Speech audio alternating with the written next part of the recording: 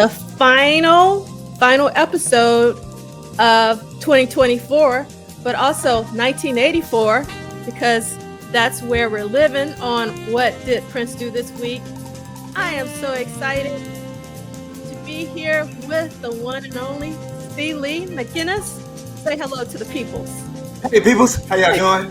Y'all gonna ride out to the end of the year with these two sad and lonely DJs who have nowhere else to be in the studio, sending out proper cheer to the rest of y'all as we stuck in the booth. Yes, Liegh. So we can't let this year go by without doing our 52nd episode. This is the first time we're not joining you live, but we are committed to making sure that you get your purple dose this week, and we will be back live in full effect in the first Saturday of January of 2025. I want to say 1985 because that's what we're going to be talking about. So I hope you're not too sad that we're not doing this live, but we have some treats for you. And this is a very special week because it is the St. Paul, Minneapolis show. So we definitely have to make sure we do that. We don't have any comments in the chat. Oh my God. I'm thinking that Cassandra Bradley most likely is going to be the first in the chat, but we're going to see who's going to be the first in the chat. So let's... What's up to all the people who used to be there? Dr. Claude, Chris Bernay, Dorothy Edwards, Brother Ricky White, my boy Fitzgerald, Rodney Fitzgerald. Who else? You know, Lee Christian, Sister D. Who else? Our timekeeper right about now. She can like see me set up. They'll show you the clock. What time is it? Who else? Who was in there? There's so many. We're going to talk about the peoples. And let's get started with our housekeeping because we have a lot to talk about this week. And we are, again, week 52 of What Did Prince Do This Week? This is a very slow read of Duane Tudahl's Prince Studio Sessions book series through an interactive weekly online book club and Saturday salon, echoing the spirit of the Harlem Renaissance. All right. Hold on. And the first in the chat, we got our, what do you call this? Leaderboard. There you go. And for the second time in a row, Cassandra Bradley has the number one numbers in terms of first in the chat. She has the most. And then second from last year as well, and second this year, it's April Watson from Tampa. We got Anna B coming in at third. And then we got Real Line of DJ tied with Red Cat Uprock. But this is the second time that Real Line of DJ is fourth on the leaderboard. And then we also got Nick Belden, who's also was in fifth last year on the leaderboard this year. And we got our Detroit, what up though? Andre State, also tied with Nick Belden. And we got Anisha Blackwell, Drea Dances, Lee Christian, Charles, Myron Scott, Sidnick Productions, and Marcus G as being first in the chat for 2024. We still appreciate being there every week, trying to get that first spot. So appreciate you. And we got to give some very special shout outs to our very special guests from 2024, the one and only. We wouldn't be doing this if it wasn't for Duane Tudahl. Thank you, Liegh. Yeah. Get my Vanna White on. I was just about to say, get your Vanna White on. My students don't know who Vanna was. I was like, I'm about to get my Vanna on. I was like, how many people know who's Vanna White? And they just looked at me. And then in terms of the What Did Prince Do This Week, regulars, our family, we had these guests on, Lee Christian, Theo, DePina, and we got to give a very special shout out to Theo for giving us multiple names for an acronym. Why do people dance this weird? why does purple December taste this wonderful or something like that. So thank you, Theo.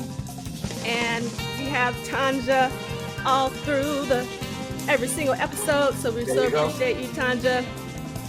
And again, Andre Staley for coming on to talk about their Purple Rain tour experience, as well as JD Washington for coming on. Brother Andre.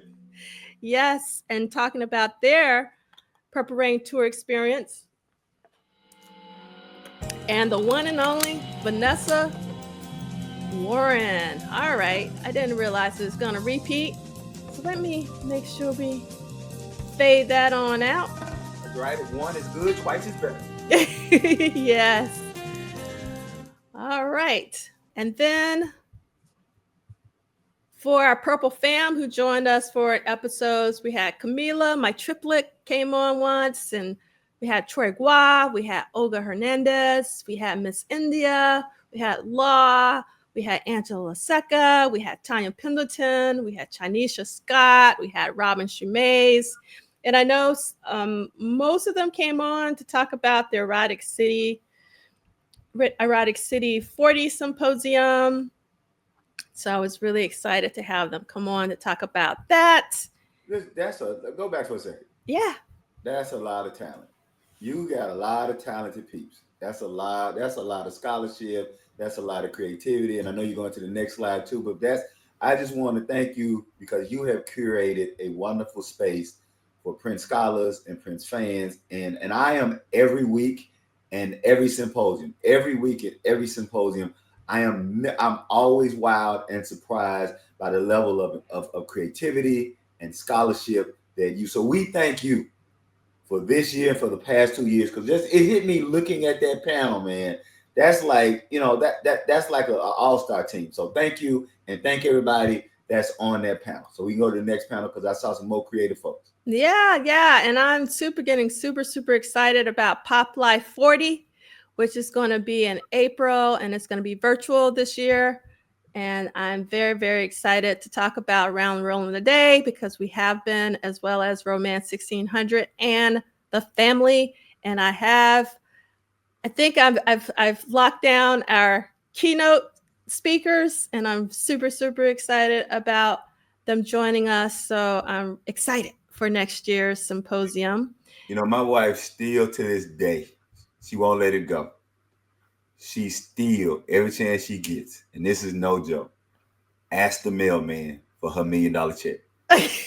To this day. So people thinking silly out there knowing and bothering people. No, Miss Monica, every time she see the mailman come back, you ain't got that $1 million check.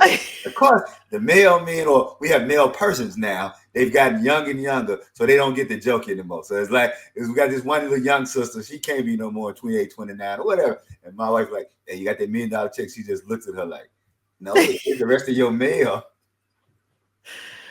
Yes. So. All right. So next up is our co-host for the year. And we got to give a very special holiday greeting to Sir Michael Dean. Yes, give it up. Make it loud for Brother Dean. Yes, being your double pilot and charting us through these waters and all the great stuff he do. Thank you, Brother Dean. Salute, brother. Yes. We couldn't do it without you, so we really appreciate you. We miss you on our final episode, but we understand that you are a family man and you need to spend it with your family. You said, leave me alone. I'm a family man, and I don't think I catch a night. Ow! Okay, let's move on. Yeah, and then obviously the one and only C. Liegh, who makes every episode that he is on very special. I always love it when you're on, C. Liegh. It's not the same when you're not on. It's the same with Michael Dean. It's not the same when he's not on. And it's the same when Ricky's not on. So you three have been my co-pilots this year. I really appreciate you. But I also got to give some special shout outs to Arturo, also known as Arthur Turnbull, because he also held it down for us a couple of times this year. Really appreciate it, because he's doing like 5 podcasts at the same time. So for him to do that, it's very generous of him to step in. And then we had Zach Hoskins, who I can always can count on to talk about the ladies.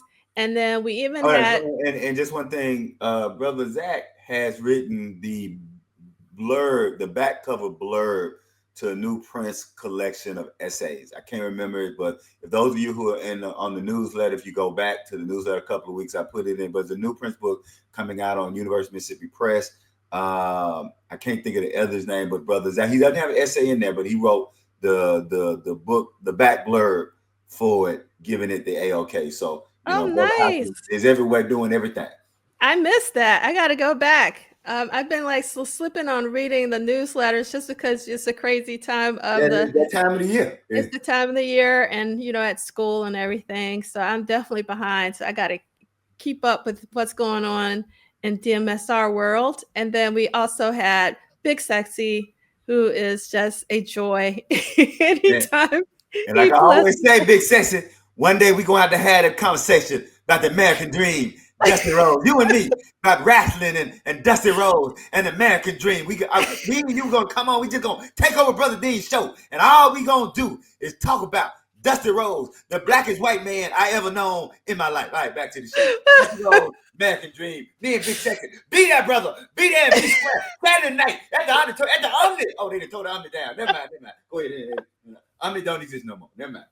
Oh my God, that would be fantastic. And I know that Michael Dean mentioned that to Big Sexy on the Diamonds and Pearls Super Deluxe review that they did like a couple or 3 weeks ago. So it's in his, in his atmosphere. So hopefully he'll commit to it. We'll see. All right. So we're going week to week, not day to day. But not only is this our final episode of the year, but it's also our final time reading the expanded edition of Prince and the Purple Rain era studio sessions. There you go. Yeah. Oh my God. It's been such a long journey, but short at the same time. It's been such a joy and a blast. So I have to put up the new schedule. I've been sick, so I didn't have time to do it for this episode, but definitely before our next episode, if you go to the website for all of our What Did Prince Do This Week stuff, let me put it on screen here, which is bookclub.polishsolid.com. That's where you can find the schedule. I got to map out the schedule for all of the next 2 years. And I can't wait. So hopefully you guys ask for some Christmas gifts and ask for the next book in the series so that you'll be ready to rock starting next week. And you do not need the expanded edition to participate, but the schedule is based on it. And the next book does not have an expanded edition. So whatever you got it. So hopefully you will be ready to rock, and these will be archived. Well, this particular episode will be archived at Polished Solid, but normally they're both at Polished Solid as well as at MD. Again, I hope that you will subscribe, like, and help spread the word.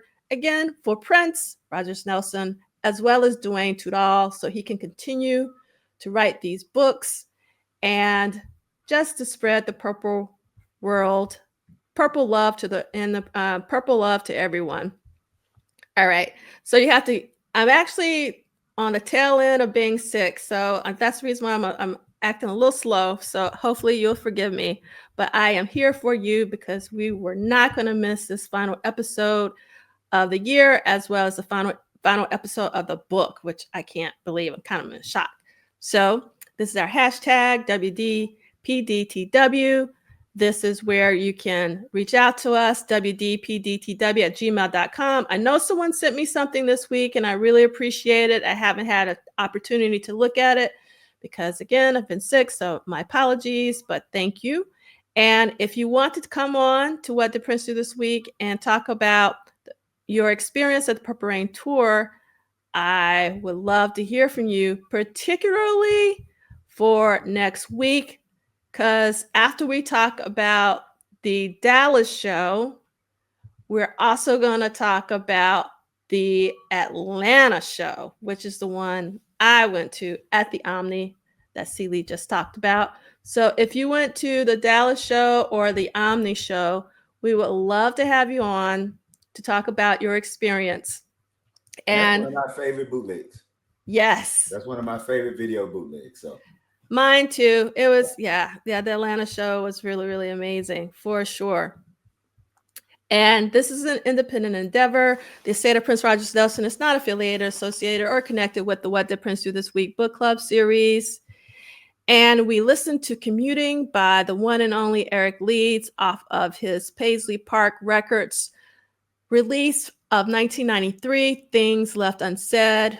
We play Eric almost every episode, and we so appreciate his musicianship. And this is a very special song to me because I like traveling, so I like commuting. Not necessarily commuting, but traveling. And this was composed by Eric Liegh and Gil Goldstein. And you can see all the players there. And then we are at our 103rd episode of What Did Prince Do This Week? What We Know, thanks to Anil Dash. And I feel like, you know what? I missed some people in we actually had Dr. Fink on this year to talk, and we also had Anil Dash come on. So I got to go back and I need to change my slide decks. All right. I know I was going to miss somebody.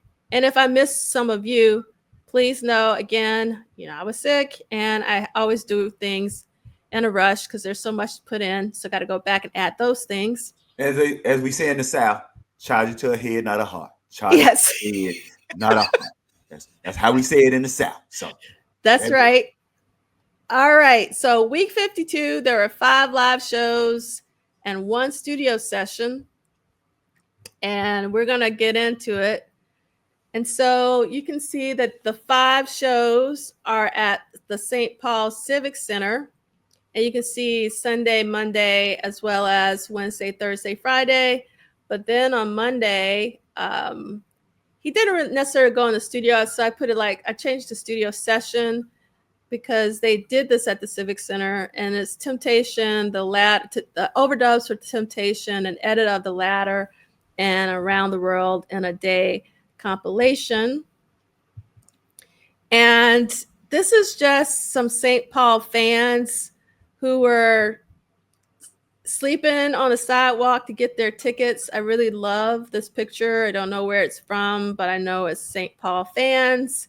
And I just want everyone who didn't go through this in real time to understand what folks had to do in order to get their tickets.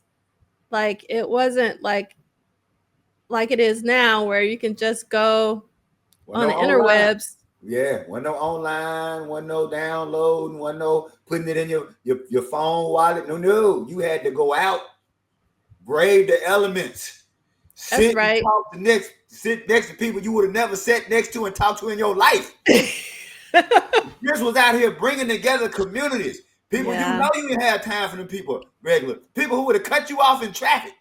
But because of the purple genius, those same people who would have cut you off in traffic and you would have gave them one of them fingers on your hand, we ain't gonna say which one. Now, y'all are sitting in the freezing cold, communing around this music. That's why I say record sales today don't mean the same as record sales and concert ticket sales then. You had to get dressed, get out, had to go wash your face, get the mat out your eye, comb through your hair, put your smell good on. Put your long johns on if you had them, and go out there and get some tickets and get a hard copy of a record. Them sales count. I don't know about these streaming sales. All right, go back to the post. You're saying so much. All right, so I'm not going to read this one, but I want you to see the photo for this, and I'll read the byline. This was actually syndicated from St. Paul, but you can see it's going to Atlanta. I saw one in a Philly newspaper. I saw it it's just like it was going around the country. And the byline for this is Prayers for Prince. In St. Paul, Minnesota, brothers Steve Peters, Leff, and Dan Peters, both preachers, led a protest which failed to halt concerts by rock star Prince. And these 2 images were in Jet magazine. I don't have the actual issue. So if you know the issue, I would love to added to the slide deck and the page numbers and all of that. But from Jet Magazine, the byline for this says, during Prince's Purple Rain concert series, demonstrators in St. Paul, Minneapolis protested the entertainer's sexually explicit lyrics and erotic stage act. And this is another picture also from Jet Magazine. And it says, demonstrators with placards rally at the Capitol in St. Paul after the governor proclaimed a week to honor the Minneapolis-born star. You can see what happened to Minnesota, business and economics before the Lord. Is that why Prince is so honored? And then give glory to Jesus. Jesus is Lord. And I can't read the one in the top right-hand corner. But I feel like it says something to the fatter, but I can't figure out what the rest of it is. And you can see the little kids that are coming out to protest Prince. Them kids were probably like me when mom and them drag you to church. You gotta go out here and stand out here and see what's going on. Mom and them drag you to church. And you like, what's going on? I don't know. You gotta go. Then we go to church. We gotta go to church outside in front of the Civic Center. I don't know what's going on. I just want to know, somebody should have been across the seat with their own sign and say, hey, what was all this with segregation? What was all this love and glory when segregation was happening, right? What was y'all lined up at with segregation? But I digress. So let's move on. All right. And so next we have, this is from the Ottawa Citizen, and I'm going to read some of this, but not all of it. So again, this is syndicated from St. Paul, and you can see that this got all the way to Canada.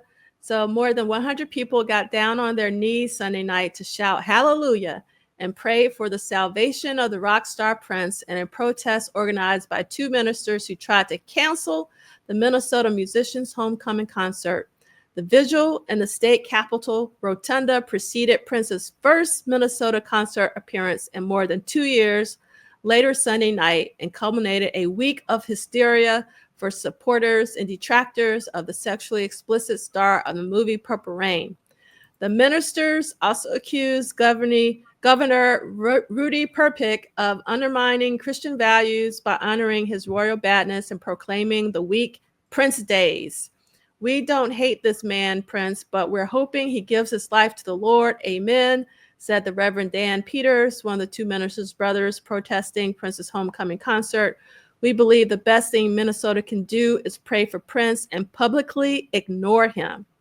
The protesters, numbering about 125, responded, hallelujah. That's a really interesting way of ignoring him. I mean, yes. I'm going to have this protest to ignore you, Prince. We see us ignoring you with these signs and these people and these children we dragged out here who much rather not be in the cold, but we are ignoring you with all this right here. That's back to you, film at 11. There you go. Yes. All right. So we're going to get into the actual concert later. So the protesting was happening during Sunday, December 23rd. And this is the first day of the St. Paul run. You can see the tickets here, green. I remember these kinds of tickets. And we're going to read a little bit from Monday, December 24th on page 467, I think. Seeley, do you mind? I'm going to, it's December 24th. Yeah, December 24th. Matinee show. Yep. All right. And just read the capacity and then the second paragraph, not the first paragraph. I'm a trusted little. But we love you, Brother Tudahl. We love you. Venue, St. Paul Civic Center, St. Paul, Minnesota. Capacity 17,516. Sold out. Going to the second paragraph.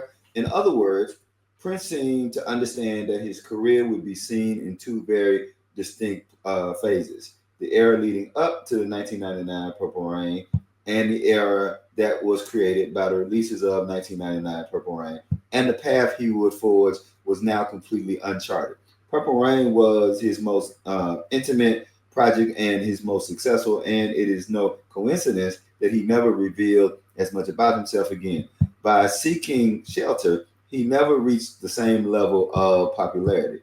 The price of exposing himself was very high, and he was making plans to pull the curtain closed to regain control. All right. And I think that's pretty, generally accurate, right? That we've all kind of figured out that, Purple Rain, two things can be true. Something can be calculated, doesn't mean it's not sincere, right? So we understand that all this music that's on this album and the art that goes into this movie is all sincere. It's part of Prince's sincere creative impulse. But he's also understanding that I need to tweak some things because I'm trying to get to a level where I can be unencumbered. I'm trying to become one of the first and few Black artists who can completely control his career, not be pigeonholed, not be legislated out of my history, not be told that I can't play certain types of music. And so, as we all know, when you're seeking certain types of freedom, you're seeking certain types of power, you're seeking certain types of cachet, there's some not necessarily sacrifices, but there are some things that you're going to do to get to this place so that you know that going forward you can be like he couldn't. I'm not going to say he couldn't have, but he probably wouldn't have had the cachet to release something like Around the World in a Day if not for the success of Purple Rain. He probably wouldn't have the cachet to then continue on with Under the Cherry Moon and Parade if not for the success of Purple Rain, right? And so I think that is a very, very it's again it's a generally true, and we applaud Prince as we've been doing for the past 2 years of breaking down doors not just for himself but for so many other Black musicians and Black artists who are going to walk through those doors and be less encumbered because of the things he's able to do with Purple Rain, and then allow him to go back to not necessarily go back to, but to be even more free after the success he garners from Purple Rain. That's it. I'll shut up. When I was reading this the other day, and obviously, Duane, I agree with this. There's sort of like, I call it pre and post Purple Rain. Mm-hmm. But since we've been reading this year, I'm thinking more and more of Purple Rain of 1984 as Purple Rain and Around the World in a Day, Mm-hmm. which I never have up until like really rereading this again. And so I think that's really, really interesting. But like you said, he couldn't have done Around the World in a Day without Purple Rain. But he kind of knew, the one line in here that I think that really resonated with me was the price of exposing himself was very high, and he was making plans to pull the curtain close to regain control. I think that was really dead on, and I think that Around the World in a Day was his way to make sure that he kind of reined it back in and make sure he retained creative control and his creativity.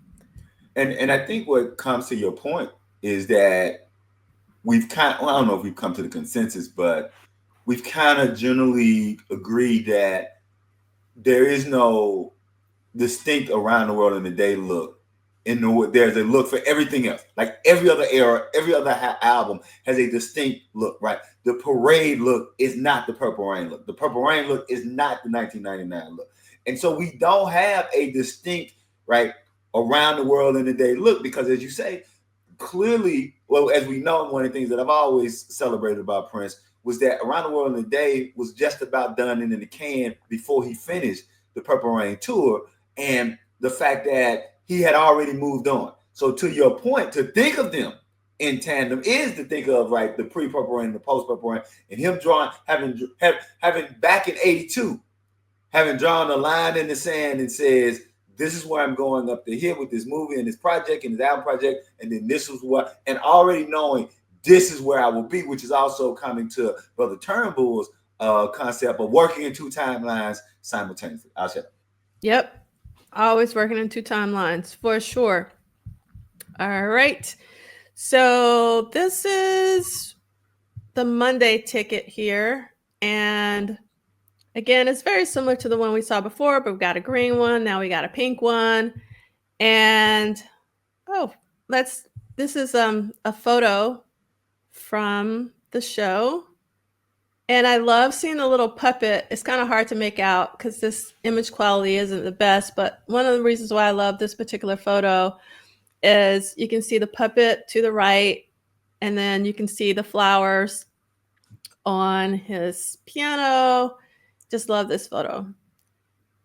And this is an article that I want to read, but let's get started with, and this is Star Tribune, and 17,500 subjects hail their prince by Kevin Diaz. And he's a staff writer for the Star Tribune. Uptown, I love it. My name is Prince. With that, rock star Prince popped out of the stage like a push-up puppet Sunday night and held court with a capacity crowd of 17,500 at the St. Paul Civic Center. His loyal subjects, mostly spared from scappers and long waits in line because the concert was added to Prince's tour, came to the first of 5 concerts dressed in purple, ready to dance and have fun. Love the photo that was shot by David Brewster there. I love the guy looking at the guy having fun. It's nothing like watching somebody have great fun, right? There's something about watching joy in action. So you clearly have the double joy there. Yes, you're right. Yes. Yes, I'm often that guy. I like seeing other people happy. So yeah, that would have been me. The first concert is always the best, said Jerry Floyd, 16 Stillwater. I'm really excited. I love him. Now, I actually disagree that the first concert is the best. Usually it's the last concert or somewhere in the middle. But it's rare for the first concert to be the best. But I love his enthusiasm. You're usually working out the kinks or getting through some things. So I'm with you. I'm with you. Like that middle or last where they hit their stride is when you can see them really going. Yeah. So if I have a choice, I never go see the first if I can help it. The fun owed almost as much to the daring display of fashion as to the Minneapolis natives' music, known for its provocation to shake, swivel, and grind. The order of the night seemed to be teased, gelled, and dyed hair, high-heeled boots on men and on women, the mock formality of the thin, ruffled shirts and long tails, the bottom line, cool. Hey, Bobby, I guess we're not in Kansas anymore, in quotes. You've got to do something special, said Mary Gare, 34, Minneapolis, whose hair was sprayed purple for the occasion. It's embarrassing at first. A guard just stared at us when we came in. A woman in bright pink stockings and a black mini dress sashayed into the lobby. Hey, you've got the wrong color, lady, Gare remarked. Well, at least she's doing something. And the byline for the image is Prince fans Pam Peterson and her brother Brady of Star Prairie, Wisconsin, cheered from the 4th row during Sunday's concert of the St. Paul Civic Center. Both wore Prince t-shirts and Pam's hair was tinted purple. And then it says purple, traditionally the color of royalty, is also the favorite color of Prince, whose movie Purple Rain was one of the summer's biggest hits. A few picketers outside the Civic Center took a dim view of the regal proceedings, but inside all was glitter and flashing smiles. Claudine, I love Claudine. You don't hear Claudine that much. Claudine McInnis. That's a good name right there. That's a good woman to have right there. Yes, Claudine, you got you somebody, right? Yes, Claudine. And Claudine know about pot liquor. It's gonna be people in the chat don't have no idea what pot liquor is. Don't even explain it to me. I just want to come back and watch and see the chat go crazy. Pot liquor? What is pot liquor? If you ain't from the South and you don't know no Claudine, you don't know nothing about no pot liquor. Let's move on. Go on, tell them about Claudine. Okay, Claudine McInnis, 9 years old, Minneapolis, was wearing a purple dress and purple heart earrings. Her friend Jennifer Johns, also 9, was decked out in a white Sunday school hat and pink high heels. I like Prince because he's so fun, McInnis said. This is a 9-year-old now. The music's the music's just got a good rhythm. LaVon McInnis, Claudine's 30-year-old mother, some great names, LaVon McInnis, said it didn't bother her to bring her daughter to Prince's racy act. We went to church this morning, she said. I don't see why you can't sing in the choir in the morning and dance to Prince that night. Everything on the radio is suggestive. You can't shield the kids from that. LaVon sound like she came to the. I wish the pastor would. I wish the pastor would. Come across here. Come across here. I got both my babies. LaVon is like she wanted all the smoke. They didn't even have all the smoke in the floor. LaVon had come to the St. Paul Civic Center looking for gold, and to name her baby Claudine. Oh, I guarantee you, I bet you them preachers didn't say nothing to LaVon, who wanted all the smoke. All right, that's it. There you go. Okay. You gotta love LaVon. All right, and then Sharon Provost, 36, Wazada, if I'm saying that correctly, was there with her daughters, Missy, 12, and Kelly, 14. I think he's cleaned up his act a little, Provost said. I'm pretty open to the whole thing. Hey, what's obscene about it? The man is kicking, said 18-year-old Chris Alstrup, a practicing breakdance moves in front of the men's room mirror 3 songs into the concert. Added Alstrup, St. Louis Park, Prince is rock funk. That's how a lot of people see it. And then in quotes, I'm tired of being nice. That's Prince. Jerry Huber, 29, Shoreview, says she has stood in the line 7 hours before tickets for the December 26th concert sold out when there were still 10 people in front of her. That really, that so sucks. But she was able to get tickets for last night's concert by mail. I'm glad she got her tickets. And at 6:30 p.m. last night, an hour and a half before Sheila E. began warming up the crowd for Prince, a ticket seller said there were still about 100 tickets left. One of those who simply walked up to the window at the last minute and plunked down $17.50 for a ticket was Enrique Vieira, 31, New York City. Vieira said he first saw Prince warming up a crowd for a 1981 Rolling Stones concert in Los Angeles. He said that the mostly white crowd in Los Angeles had booed Prince off the stage after 2 songs. We know this story very well.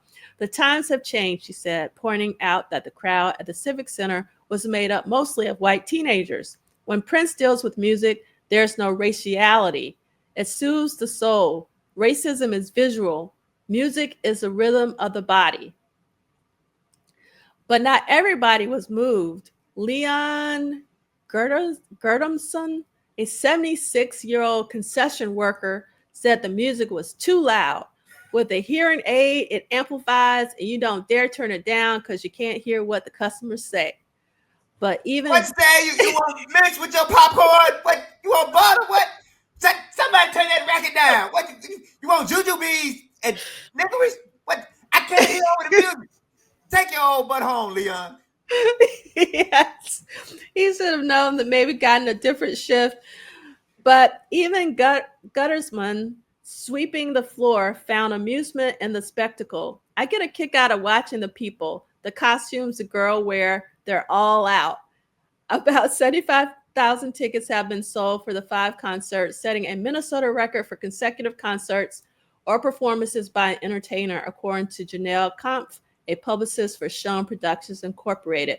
St. Paul police doubled their normal rock concert complement to 30 officers in anticipation of gatecrashers, but officers posted inside the Civic Center said the crowd was orderly.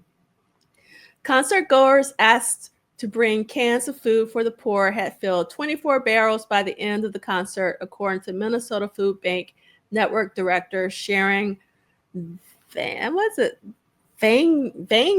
That almost sounds like a vampire name. Vangsness. It's Vangsness. In addition, 80 tickets for subsequent Prince performances go on sale at 8:30 a.m. Wednesday to benefit the food bank. The tickets will be sold at the Food Network's headquarters in St. Paul. And then another Prince. Pastor. Say it again. Pray over that, Pastor. Yes. And then Prince, it ends with a Prince quote, "Can I come home with you? I'm going to stand over here until you make up your mind." I love this review. And this is, again, in the Star Tribune by Kevin Diaz.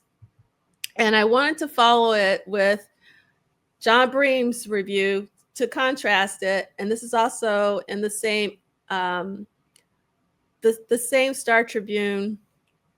And the byline for the caption for the photo is "Prince dressed in purple performed for the capacity crowd of, we should know by now, 17,500 Sunday at the St. Paul Civic Center." Okay, this is John Bream. "It was Prince's first hometown concert since he was crowned king of the rock world this summer, but Sunday night at the St. Paul Civic Center, he played it pretty much like he did in Detroit, Washington, Greensboro, North Carolina, and the other cities that have worshiped him for years. Prince let the audience stand in the dark for 3 or 4 minutes before he and the Revolution hit the stage and put on a sometimes spectacular, often indulgent, and ultimately crowd-pleasing, exciting show.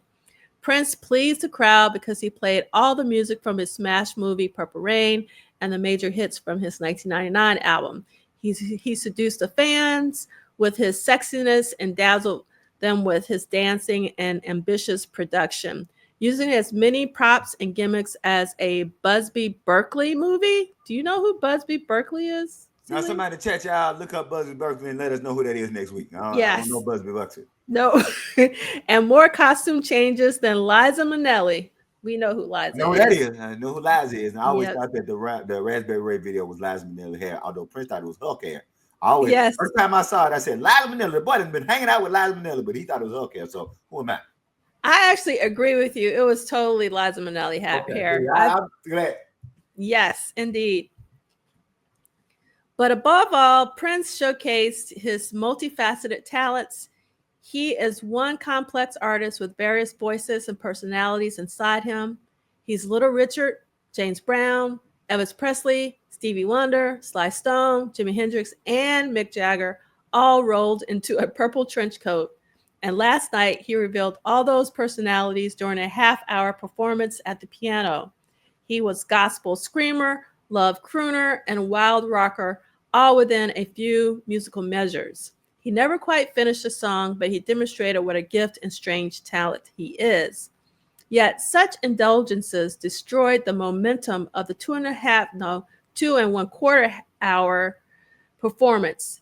If it had seemed a tightly choreographed, somewhat unspontaneous, conservative performance when he opened the tour in Detroit in November, it has now become a fun, loose romp through Prince's musical muses. He is no longer merely recreating a concert because of his movie.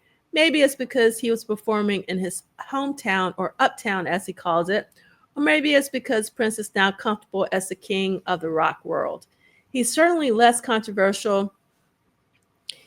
If his tour in 82-83 was X-rated and his movie R-rated, then this concert might be classified PG-13. Yes, he bumps and grinds and sexually teases his fans, but instead of indulging in simulated bumping on stage, as he did last night, he indulges in 10 costume changes, resulting in momentum-destroying instrumental interludes for his band and lengthy but rewarding musical jams. Who knows what the next concert will bring? The multi-frenetic Prince is so unpredictable, and there still are 4 days left of his Purple Christmas at the Civic Center. By the way, if you have tickets for Prince's concerts today, Wednesday, Thursday, or Friday, don't be late because opening act Sheila E. and her top-notch band put on an exciting show too. So I thought this was a really awesome review from John Bream, because he's pretty, what do you want to call it? Neutral, not overly congratulatory, but I thought this was pretty positive. When you were reading that, I was trying to go in my mind. It's been so long ago because I've saw the Police, saw Journey. I saw the Police on the Synchronicity tour, if I remember correctly. Oh wow! I never got to see the Police live. That's one of my I saw the Synchronicity tour. Saw Def Leppard. Saw Kiss. On Journey, and what I'm running in my mind is I'm trying to remember, even with Kiss.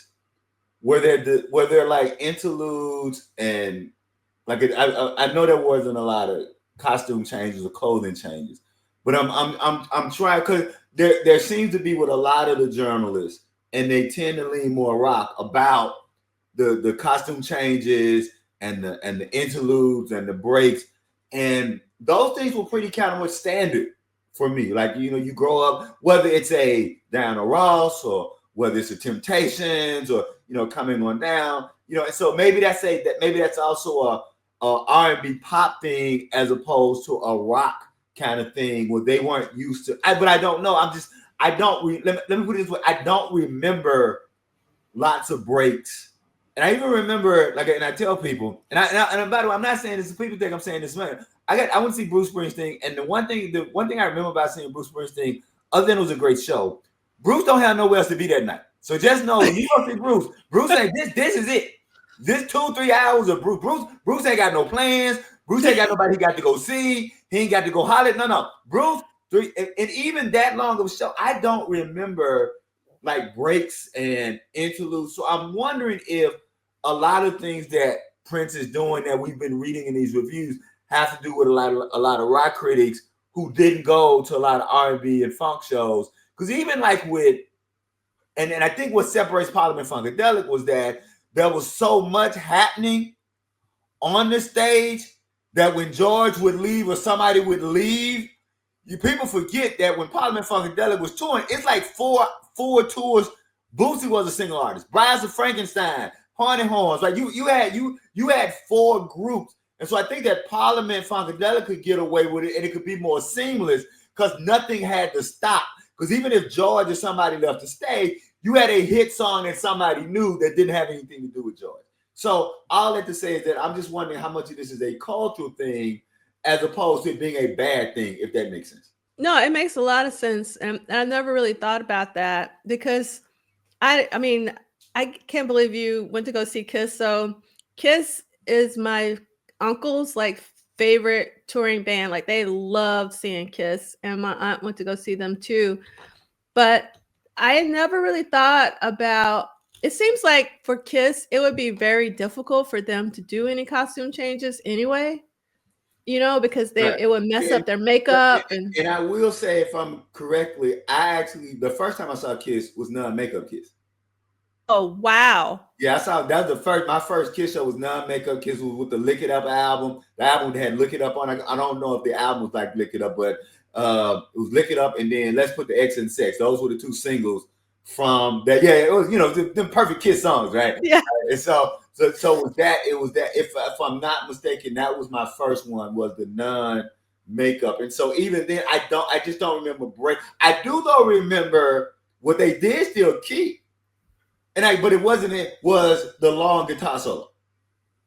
And that for me, with all of the great Kiss songs, because as a child, you heard about it. Of course, it wasn't Ace Frehley in the band anymore, but you heard about the long Ace Frehley guitar solo. And so I can't remember the name of the guy who was the guitar solo, the guitar player at the time, but I got my wish. I got my long guitar solo. But it wasn't like so even with Kiss, you're right, it wouldn't have been a lot of with makeup because they already in costume and they weren't changing what they was in. So, but I do think you're definitely onto something. It was probably more genre, right? Like expectations for sure. All right. So, Celie, if I could get you to read on, I think it's page 468, which is Temptation, Tamborine, The Ladder. Yeah, okay. 468. Mm-hmm. All righty. Temptation, spoken part by Prince, Tamborine, overdubs, The Ladder edit, Around the World in a Day album compiled. Man, this is, before we're out of 84, the album is compiled, right? Mobile truck at St. Paul Civic Center, St. Paul, Minnesota, at a Cowwood Trail home, and at Cowwood Trail home, Chanhassen, Minnesota driveway. Wow, in the driveway. Wow. Wonder why they made that choice to do it in the driveway, but okay. 11 p.m. to 5 a.m. Assume. Producer Prince, artist Prince, engineer Susan Rogers. This is a quote by Prince. When you're trying to change, you have to divorce yourself from the past. I love that quote. I love that quote. The matinee show was scheduled for Christmas Eve, so it wouldn't interfere with anyone's Christmas plans, at least just about anyone's. For Prince and Susan Rogers, the concert was just the prelude to a very long day. As usual, Prince recorded the show with the mobile unit. After the concert, Prince asked Rogers to prepare for the final session of the album. She went back to the warehouse, gathered all the reels, and took them to her hotel room. Quote, this is Susan Rogers speaking. I was sitting alone with all of those tapes, looking at all those boxes, and I was thinking, there it is. I'm sitting in this room with the next Prince record. The last one sold 11 million. I have no idea how this will be received. Maybe it will be the highest selling record he's ever had. Maybe people will hate it. Maybe his fans will be disappointed. Maybe they'll love it and think it's genius. I'm sitting here looking at it. To me, this is still Susan Rogers talking. To me, it was such a profound moment because there it was, those metal reels with oxidized dust on it, where his next record. You realize how many hopes, thoughts, genius, inspiration had gone into that. End quote. That's just an amazing, amazing experience for her and thought. This record is done. All right, I'll continue reading. During this period, Prince didn't maintain his home studio. He sold his console to Jesse Johnson and had to record outside. Oh, so that's why he had to record outside his home. The console wasn't there anymore. All right.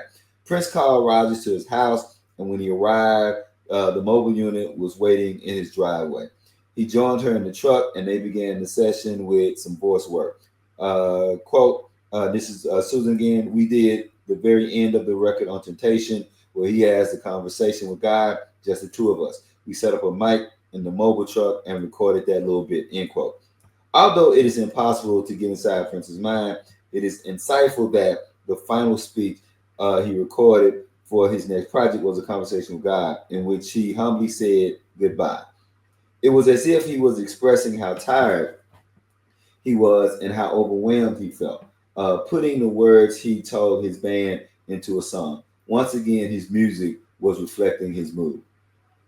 Minor overdubs, including vocals and probably a few finger cymbals, back to the finger cymbals, were added to other songs, including Tamborine. Until You gotta love the finger cymbals. yes, indeed. That is when I think around the world of the day, I think finger cymbals. So I'm with you on Me three. Tamborine, until Prince decided that the tracks were complete. Now he had to structure the album. Rogers was cutting the tape with a razor. Hear that, kids? Cutting the tape with a razor. No digital cutting and pasting here. Let me see here. Now, yeah, cutting tape with a razor. Shuffling the numbers so that there was a flow to the album. In 1984, CDs were just starting to gain popularity, so the primary medium for sale was still the cassette or vinyl record.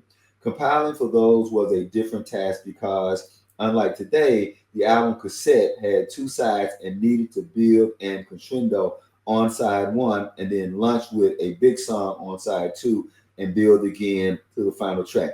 Not always, but I used to think about how differently it was when you were tracking albums later, right? Because the one side had to be a whole thing unto itself that made you want to flip over the other side, and to where when you had CDs, you no longer had to think about it in that way. So I'm glad that Brother Tudahl put that in there.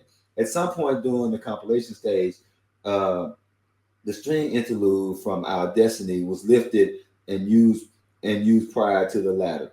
The distant drums from Our Destiny can still be heard bleeding through when listening to the latter on a good pair of headphones. This is another quote from Susan Rogers. I think we finished around 4 or 5 in the morning on Christmas morning with Carl Rogers. I know that Prince had a Christmas tree inside, but he had nobody over there at Christmas. He had some presents under the tree that people had given him, but I don't think that he was too interested in them. He was mainly interested in getting his record cut together, end quote. The finished album was recorded onto cassette, and Rogers went back to her hotel room.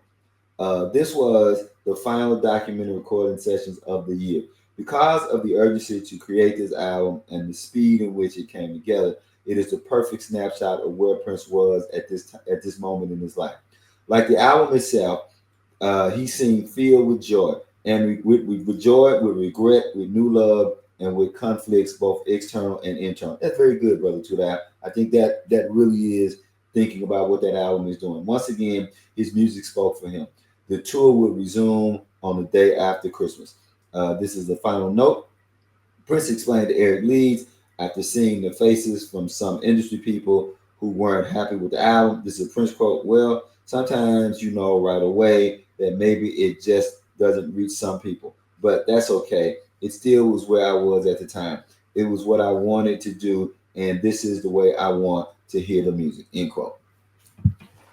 Because I think that they went in and they kind of, what's the thing that they sat around in a circle and played the album, and they were in pajamas and whatnot and played the album, and the studio head was like, what the hell? And, I can imagine like that whole thing, like, because I don't care what people say. Studio executives, for the most part, tend to be behind. Mm. They tend to be, you may have one or two who's catching that fresh new wave. But most studio executives, they want what you gave them last time because they know that sells. And around the world, just like Purple Rain, just like 1999, people forget. For majority of Prince's career, he never sounded like what was on the radio. Like that, like a Prince song did not sound like everybody else's song. Now, a couple of months later, everybody else's song sounded like, and that's why I always love the 12-inch of Kiss when he says everybody will have short hair next time or something like that. Yeah. Like Next year. in '86, I was like, that was such a floss. I was like, oh my God, he sees all the people that's following him. And then, as he said years later, when Timberland was complaining about people jacking his style, Prince said, "Well, change the style." That's what I always did. So to understand that his brother is knowing that they want Purple Rain too, right? And what's my long lost uncle who was doing the wardrobe, Terry, Mr. Terry. Yeah, Mr. Von Terry. Terry said, "Hey, we was all getting ready for Purple Rain too." And then Prince shows up, goes a completely different way. And that's just a testament to his innovation in ways that few people wanting to always be like nobody else on the radio. I'll shut up. Yeah, I think this actually is Duane, like what I love that Duane is adding additional context, but out of everything that Duane has written in this book, I think that this section is so important. Mm-hmm. Because a lot of people don't understand that Prince was trying to get out of Purple Rain world as soon as possible. As soon as possible. Like as soon as he built it up, I'm carrying it down. Yeah. Right? Like it's almost like, one of my favorite lines in DMSR is, "I don't want to be a poet because I don't want to blow it. I don't care to win an award." And I remember even thinking in real time, like, dude, you're a poet. You saying all these things. You saying all these things that people are going to think about. You don't write 1999 if you don't want to be a poet. You don't write Little Red Corvette. You don't write you don't write controversy if you don't want to be a poet. You don't write Run and Talk to Russell. But at the same time, he's constructing this one myth. I don't want to be a poet. He's always saying no, because he understood that unfortunately in popular culture, you become what people stick you in their brain as, right? Right. That's what typecasting is. I've always argued that typecasting has nothing to do with the actor. Typecasting has to do with the fact that most people's brains are so small and lack such nuance that they can't see you as something else, right? They can't see Jamie Foxx as comedian, as singer, as all these different things. But it's sad that we don't have any more Sammy Davis Jr.'s, right? That it's and Prince understood that no, they're not gonna let me be a Sammy Davis Jr. So I got to tear it down the minute after I break it up. That's it. Yeah. So powerful words. And I love how Duane ended this section with Prince's quote, to Eric Leeds about, well, that's basically where it falls sometimes, for sure. And it's kind of like his quote when he was doing the second interview with Neil Carlin, and he was editing Graffiti Bridge, and he says to Neil that people said Prince is taking this big risk, and here I am editing my movie with somebody else's money, right? Mm-hmm. And it's kind of and that's kind of a flip, but it was really about a guy who was more concerned about what he wanted to do, and less concerned about if it was going to pay dividends for somebody else. Yeah. So the next article that I have is also by John Bream in the Star Tribune. And it's very odd to me because the previous review that I just read was pretty positive. But this was on Tuesday, December 25th. And the other one was from Monday. So the next day, there's an article that's called "Prince's Return to Home Throne Has Been Less Than Triumphant," also by John Bream. And let me read it. So Minnesotans had visions of a purple Christmas, but thus far, Prince has played more Grinch than Santa Claus. His first two homecoming concerts since he ascended the throne of the rock world have tarnished his crown. His performances Sunday night and Monday afternoon at the St. Paul Civic Center were hardly what one would label a triumphant homecoming. In fact, they were less convincing than his last major performance here in March 1983 at Met Center. Then Prince gave a well-conceived, smartly paced, and wonderfully executed 65-minute concert. Sunday and yesterday, Prince spent about 2.5 hours dazzling his disciples with acrobatic dancing and an elaborate production, and indulging in musical misadventures in a closet full of costumes. Prince always has been indulgent in both concert and on record, but on his tour in 1982-83, he trimmed away the excesses of old, especially the cheap striptease, near pornographic pandering, and lengthy white noise guitar solos. And then on this year's Purple Rain album, he created tight, intelligently crafted songs. But now that he's on top of the rock world, thanks to his blockbuster movie and his #1 soundtrack album, he seems obsessed with his stardom and appears intent on exercising his musical demons and confronting those who have criticized his controversial stance of sexual freedom. It's time you learned that love and lust both have 4 letters, but they are entirely different words, a synthesized female voice told Prince in concert during Computer Blue. Indeed, critics have been saying that the licentious libertine had a propensity to go overboard in concert, yet this year reviewers have noted that the once X-rated star made an R-rated movie and an album worthy of a PG-13 classification. But Sunday, Prince mockingly declared, "I'm tired of being nice." Then he launched into a half-hour piano interlude that addressed sexual temptation translated through gospel music.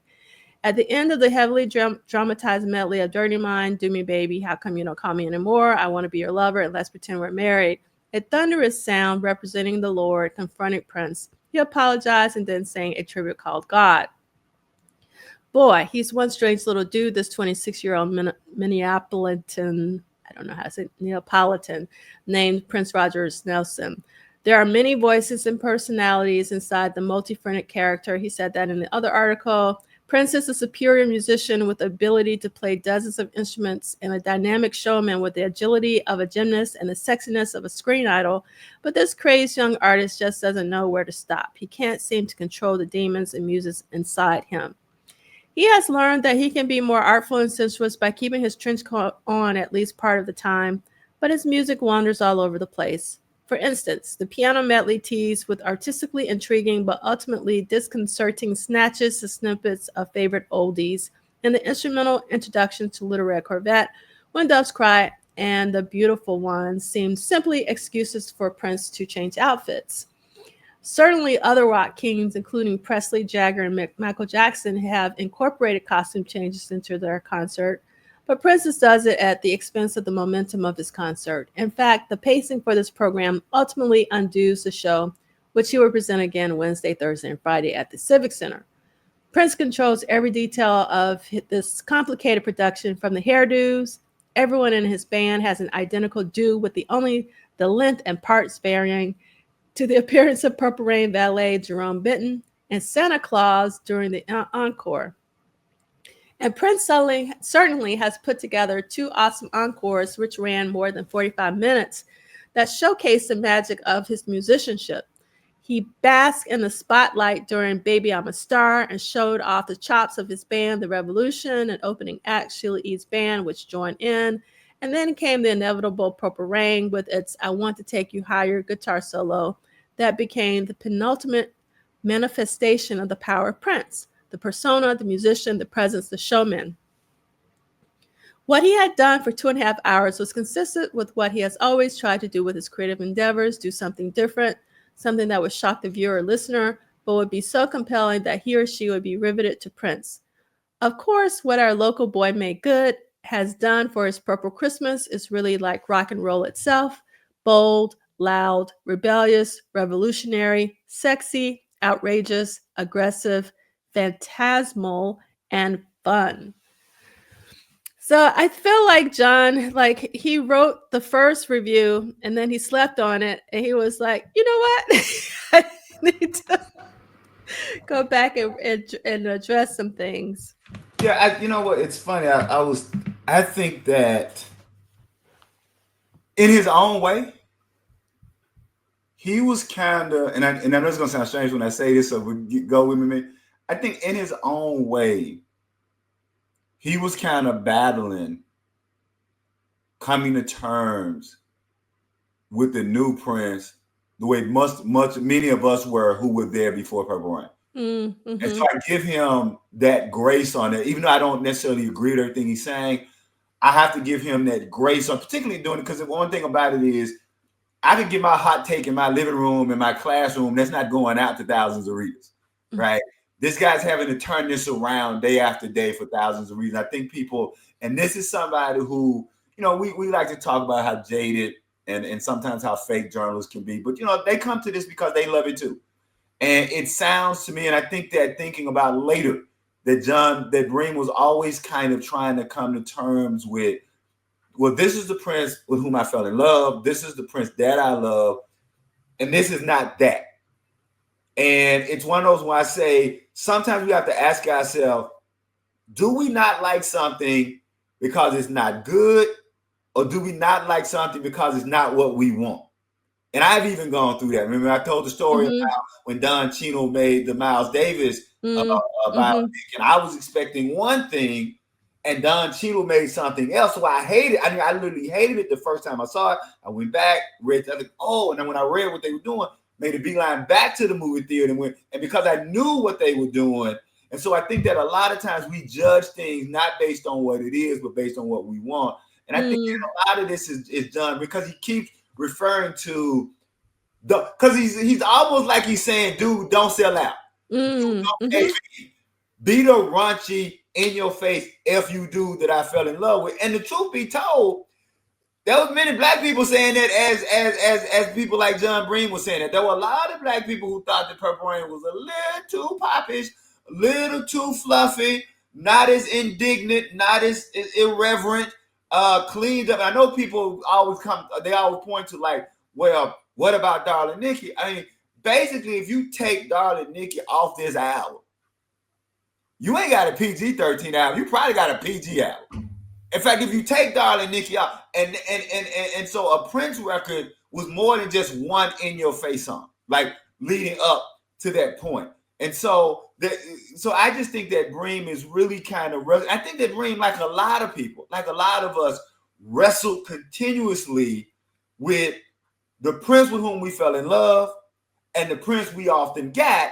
And that wasn't always, and so sometimes people were able to pivot with him, right? And if you were able to pivot with him, God, I counted as one of those people that there's literally only one Prince album that I actually have to sigh before I get ready to listen to. Like there's only one, and I say that, and there are two that I would go, not my favorite, not at the top of my list, but the second one, again, the second one doesn't have anything to do with the music. The second one is just because we had so many bootlegs that came out before it that when we finally got Artificial Age, I was like, hey, what happened to all those songs that was coming out? So it wasn't have anything to do with that. So again, I give Bream a little grace and a little leeway in his reviewing because he really does seem to be struggling with, hey, where's my mofo?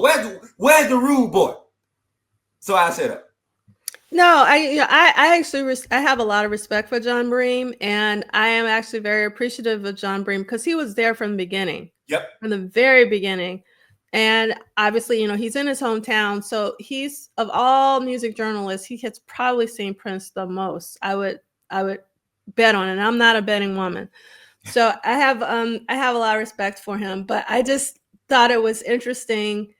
You know how sometimes you might see something and you get caught up in it, but then when you sleep on it and you wake up, you go, oh, no, it wasn't all that. Hey, look, here's what I used to tell my students. And I say this to everybody in the chat when y'all watching this.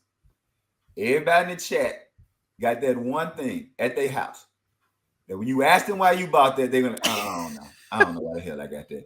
But before they got it, you just had to have it. You couldn't live without it. Got it, and 2-3 days later, like, I don't know what the hell. And so, yeah, so there have been a lot of times when I'll tell you a song for me that did that I liked it initially. And then I was like, yeah, I don't think This Could Be Us. First time I heard This Could Be Us, I was like over the moon with This Could Be Us. And then I heard it because I'm like, well, because I was blasphemous. I said, this could be the next Adore. I literally said that. I said, this right here. I did. I said, this right here is the next Adore. This, the boy didn't go on classic with it. And then 2 or 3 listens later, like, no, this is not the next Adore whatsoever. What was? So yeah. So you know, and you think about it. So yeah. So anyway, I'm with you. Respect Green for being there, and I like these kind of reviews where we do get to see them 2 or 3 times wrestling with, because that's what art is, right? It is not always the same. It is not always how we feel about it. And we both talked about things that didn't move us at first. A couple of years later, we come back to it. You know, that's what I love about what you created here. Because again, before this platform, 1 or 2 songs on the Apollonia 6 album, I was like, 1 or 2 of them. I just want y'all to know, y'all got me up to 4. Now, yeah, I know that don't seem like a lot. But before, what did Prince do this week? I was clear. After them 2, they could have kept them other ones. And y'all have brought me over. It's 4 now. I'm down with 4. Anyway, I shut up. I'm so excited that your love of Apollonia 6 has grown, and I can't wait for it to grow even further. So you forgot to tell us, what was your first Prince album where you go, where you shrug and go, oh. You didn't tell us. You talked about Artificial Age. The album, the first album where I knew I wasn't going to love it, and to this day I can't listen to it without, you know, like you look at creations and you go, I question every choice on every song. And it is Hit and Run Phase 1. I question every choice, and I think that what happened, again, I'm not trying to get in Prince's mind, I think it's the one time where Prince listened to the noise of he needs a younger producer. And my only issue, and this is not a knock on help me remember the young brother. Joshua. Yes, it's not a knock on Joshua, what I'm about to say. If you were going to go younger hip-hop producer, go with the 3 hip-hop producers who love you. Dallas Austin. What's my man up in Virginia? Pharrell. Hell, JD was down in Atlanta with Dallas Austin. JD, what's his name? Jermaine Dupri. Jermaine Dupri. Like if you're gonna go hip hop and a younger producer, go with the 3 who tried and true. They've had success. They know what they're doing, and they love you. If you'd had 3 guys who weren't gonna try to change you, but say, "Hey, let's work," and I know you're gonna laugh something about to say. And I know, and people in the chat gonna laugh about to say, but I think, if not the whole album, there are 2 songs that I always point to as a perfect example of younger producers working with an established act. And I know I'm gonna get killed in the chat, but I feel this way, and it is when Full Force worked with James Brown. Okay. When Full Force worked with James Brown, the 2 songs, Static, and what was the other single off that album? It was Static. I can't remember. It was 2. It was in there. I can't remember the other one. Yeah, it was Static, and I love, and it was. They didn't try to change James Brown. They just updated him. But whenever I listen to Hit and Run Phase 1, you cannot have a song titled Hard Rock Lover without a guitar solo. And I think that happens because there's nobody in the booth that goes, "Hey, we ain't gonna get that solo." I mean, because if you listen to Hard Rock Lover, it leads you right up to the solo. But then you don't get it. As an attachment, as a digression, another song that does it that I've always been mad about? The song that Jesse Johnson does with Wendy and Lisa on Fruit at the Bottom, and I know that Fruit at the Bottom. Satisfaction. Yeah. Where's my damn solo? Because it leaves, you remember, because you had a breakdown before the solo, and I think it's Wendy goes, "Tell me about it, Jesse." I'm like, "Yes, tell me, Jesse. Tell me about the solo, Jesse." And I'm always like, and they get me every time, I'm like, where's my solo? So, but yeah, so that one, Hit and Run, and that's why I was so glad that Hit and Run Phase 2 came out so quickly, because it for me, it made up for. So it's not that I don't listen to Hit and Run Phase 1, but when I do, it's not an enjoyable listen, and I find myself, the only thing on Hit and Run Phase one that I like, well, is what's the slow jam on Hit and Run Phase 1? I actually haven't listened to Hidden. I haven't listened to it on purpose.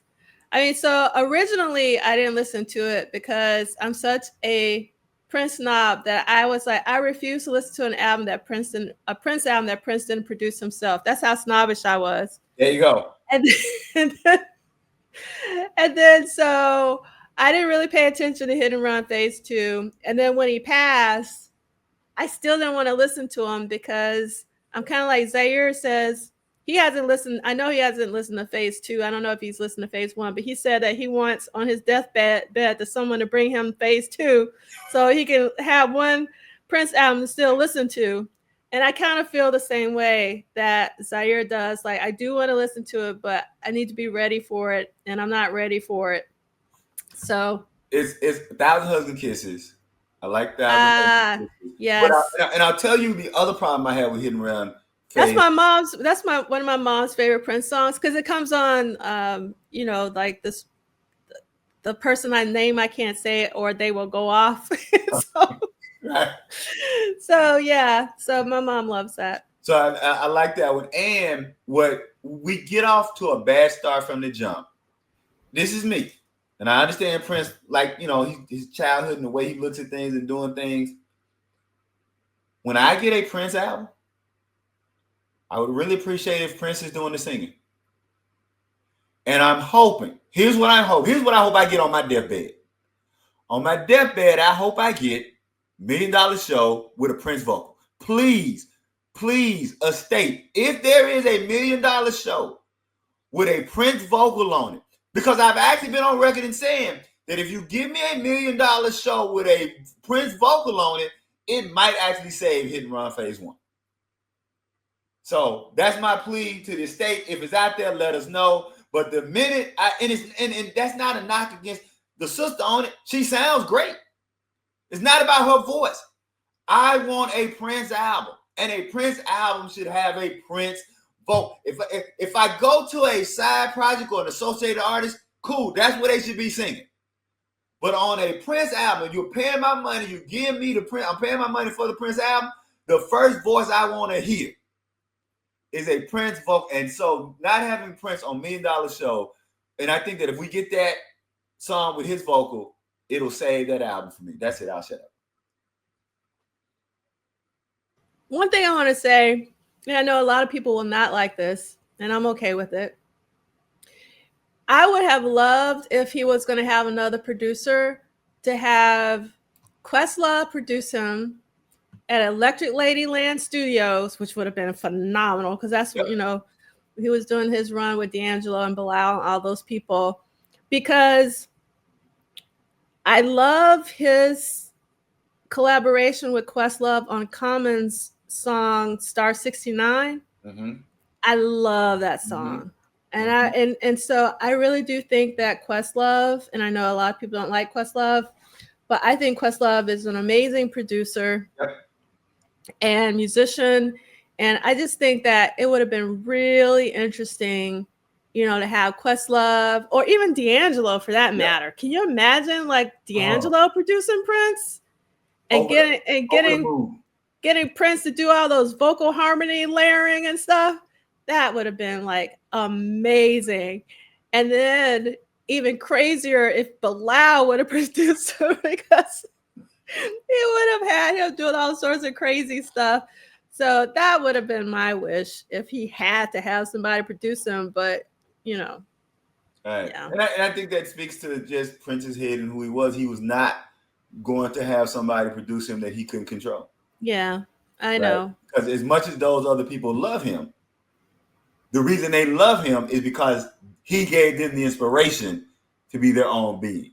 Yeah. I don't think that Brother Weldon at the time was in a place where he could have said, let's do this take again. Hey, I need a guitar solo. Like he just, there was no way for him. And maybe, for me speaking a little bit, and with my 18 months of work, there were things that I look back on now that I wish that I would have been able to say, well, let's do this or let's think about this. And so I'm also speaking from knowing what it's like to not have a cachet to be able to tell Prince, you should be able to do this. And I think those people, all the producers that we named would have been people who would have had the cachet to say, I need another take, I need another riff, I need a solo. And just Brother Welton just wasn't at that space being able to say that, hey, we need to do something more with this album. Because it's really like, and again, I don't want to jump up down. Every song on there sounds unfinished to me. There's not one other than 1,000 Hugs and Kisses. I go back and forth with X's Face. Because sometimes a groove is just a groove, and I'm cool with a groove just being a groove. So maybe X's Face. But there's and again, $1 Million Show and 1,000 Hugs and Kisses, the only 2 complete songs on that album. And I think that everything else is just an idea that he needed a better producer to flesh out those ideas. I'll show you. All right. So I want you to read. Oh, no, we're not there yet. So the next show is going to be St. Paul again, because all this week. We are there. And I want you to read page 469, Wednesday, December 26th. It's really short. All right. Just a paragraph. Venue, St. Paul Civic Center, St. Paul, Minnesota. Capacity 17,516. Sold out. Prince performed Another Lonely Christmas at the December 26th show. It would be the only time it was ever played live, and its inclusion probably conveyed more about Prince's state of mind than anyone understood at the time. So obviously, I don't know what Prince was thinking. I don't know if I necessarily agree with what Duane wrote. Only if you take in context what we just read that Susan Rogers wrote about him having a Christmas tree, having Christmas presents, but not really being into the presents, right, and really just wanting to get his album completed. I do think that a while back, maybe 2 or 3 weeks ago, I put in the Another Lonely Christmas rehearsal, and it was really painful to get through. So if it was painful for me, I know it was painful for Prince. So I think that had more to do with why. Elaborate. Painful how? Elaborate. The band just wasn't gelling. It just, the music just, it just wasn't gelling. It wasn't sounding good. And you could tell he was getting really frustrated. And I was getting frustrated. So I was okay. So I think that had more to do with it than anything. I wish you would have brought it back out at some point, and tried it with a different lineup. But yeah, it's a beautiful song. And it's a very sad song, and I've often wondered whether it was autobiographical, but it probably isn't. I don't know. I would agree. I think that maybe because, and then I'm saying this, it's a really blues-based song, right? It really is a what do the lonely do for Christmas? Yes, it's in that vein, right? And I think that you wonder.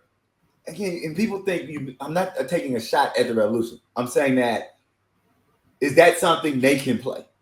Is that something they can tap into? Is that the type of blues-based thing? So I'm with you. It would have been really interesting to see him try that with, say, MPG or with Sonny or with Levi or with Miko, just to see how it would sound. So I'm with you on that, and I'll end on my Another Lonely Christmas song story is when the 45 came out, and of course you immediately flip it over, and I was dating this girl that I was really trying to impress. We'll put it that way. And I remember being on the phone, and back then, you have the 45 and it would play out, and you just pick it up, unless you had the automatic thing that would come back, and for whatever reason the record players you didn't have. So I literally would just pick it up. And I think I played the 45 while talking on the phone 20 times in a row. And I remember about the 9th or 10th time, I remember saying something like, hey, I'm sorry for playing the song over and over. And she said in the sweetest, coolest, sexiest voice, she said, no, I'm digging it. I was like, yeah, we good. Thank you, Prince. We good here. So That is my. Let me just say, my Christmas wasn't lonely, bro. I just appreciate the Prince. My Christmas and after Christmas, New Year's wasn't lonely, and I appreciate Prince for laying it down. So we will now return you back to our regular PG-13 show. Yes, I mean, so when I first got that 12-inch, I also played it over and over and over again, but I was getting sadder and sadder and sadder, and I was like, I shouldn't play this song. So I rarely play this song. I think it's one of the most beautiful songs that Prince has ever written, and I rarely listen to it though. But I know it in my head. Like I can, but it's just like he sings it with such feeling that it's so palpable. It's like really insane. So, all right. And I will say this: having the 45 first and playing it, and then I think I got the 12-inch a little bit later, maybe not a full year later, but a little bit later. And I remember this eureka moment because you get that extra verse. Mm. And I go, oh, that's what the hell the daiquiris and the damn stuff. I mean, because on the 45 it doesn't quite make sense, like because the daiquiris are kind of, you don't know because that verse is missing that they used to drink those daiquiris together, like used to get so tight. So now, on the 45 it's just I drink banana daiquiris till I'm blind. Like what the hell? I mean, it didn't make sense. But then when I got the 12-inch a couple months later, oh, that was their thing. And that was also the moment I realized coming to where you are, you probably all was there, but that was the moment I went, edits and radio versions are useless and they're a waste of blanking time. So I'm glad you just set me up really well because I bought the 7-inch, but I didn't listen to it. Not once. See? Not once. Because I looked at the time stamp, so I was like, okay, no need to listen to that. I always want the longest version possible. That's like what does it for me. Yeah, and that's truly the best version because you don't get the full story. And if nothing else, we talked about Prince is a poet and Prince is a storyteller. And that never made sense to me until we got to 12-inch and I went like, oh. And then, of course, it became even sadder because like, oh, that's their thing. And so now that she's gone, he's just drinking these damn daiquiris, right, to really numb his pain. And it's really even sad. So you get another joke that you didn't get on that. So yeah, so that was cool. And I will say this until my last breath. There is no reason why edits should be on a box set. If you got to give the edits to the edit people, put it in a separate box set of just the edits. Yep. Because who needs edits when you can have songs we have not heard? And that's all I'm going to say about that. And you can save money because generally people who want the edits are going to stream them anyway. So you can just do the digital with the edits and let us have the physical with the box sets. All right. Moving on. So these are the tickets, and I love these tickets. They're a little different from the other tickets that we've had. Now, the one on the right I had to include because it's like Sheila E.'s teal blue. So I love that color of this ticket. But I really love the one in the middle because you can clearly see the date. It says December 26th. And it's just so clear. So I love these tickets that were at the St. Paul Civic Center. And see, hold on one second. These were the crew shirts that the crew wore. So you can see Prince in the Revolution, Twin Cities Tour.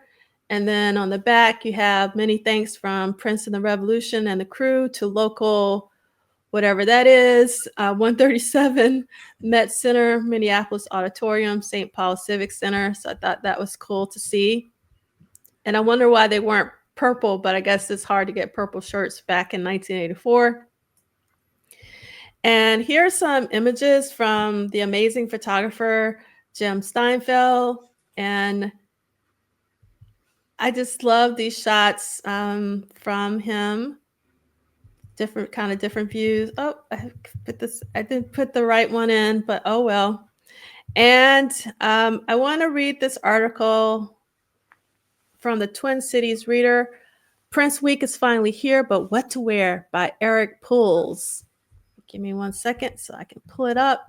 So hopefully there we go, so I can read it. All right, the caption is lingerie, rhinestones, and ruffles. de rigueur. I can't pronounce that. I don't know French this week. It's Prince Week this week. The governor said so. Pretty cool idea, eh? Yes, we think it's a good idea because we've been doing What Did Prince Do this week? See, Prince is this dude with a lot of hair, but supposedly not a lot to say. And he made this movie, Purple Rain, and a lot of people liked it. And he also makes records that even more people like. And he gives concerts, which at least 90,000 Twin Cities people like, so much that they are willing to part with up to 18 and a half skins just to watch him perform. I didn't know people called money skins. Did you know that, Liegh? Sorry, my was off. Yes, yes. Okay, I've never heard that before. The point, though, is that Prince isn't just a big shot. He's a star. I know this because he wrote a song about it. It's called Baby I'm a, wait for it, Star. So while both Prince and, say, Bruce Springsteen are big shots, Prince is a bigger star purely by virtue of a phenomenon known as fan participation. In an effort to get close to their hero, Prince fans would dress up and make themselves up like Prince or members of one of the many Prince offshoot bands, The Time, Apollonia 6, et al. And through this, feel that they're closer to connecting with him. A Springsteen fan will not lift weights and put together a jeans and flannel shirt outfit for his show. Herein lies the key. Viva la difference. At this point, you have to decide what type of Prince fan you are. Are you willing to spend some cash on mood-setting clothing? Maybe you just plunked down $37 for a couple of tickets and consider yourself hardcore for just being in the, they put in here, damn auditorium. I salute you. However, there would be those who want to go with a flashy wardrobe. Some suggestions. For the Prince ruffled shirt look, try to nab a used wedding or tuxedo shirt, preferably white, at Tatters or Ragstock. They're reasonably priced at around $10. The more ruffles, the better. The purple velvet suit Prince sports in his movie and on the record jacket gets a bit tougher to come by. You'd have better luck making one. Of course, you won't have much time to do that if you're going to the concert tonight. Adequate substitutes can be found in Navy or Marine surplus clothing.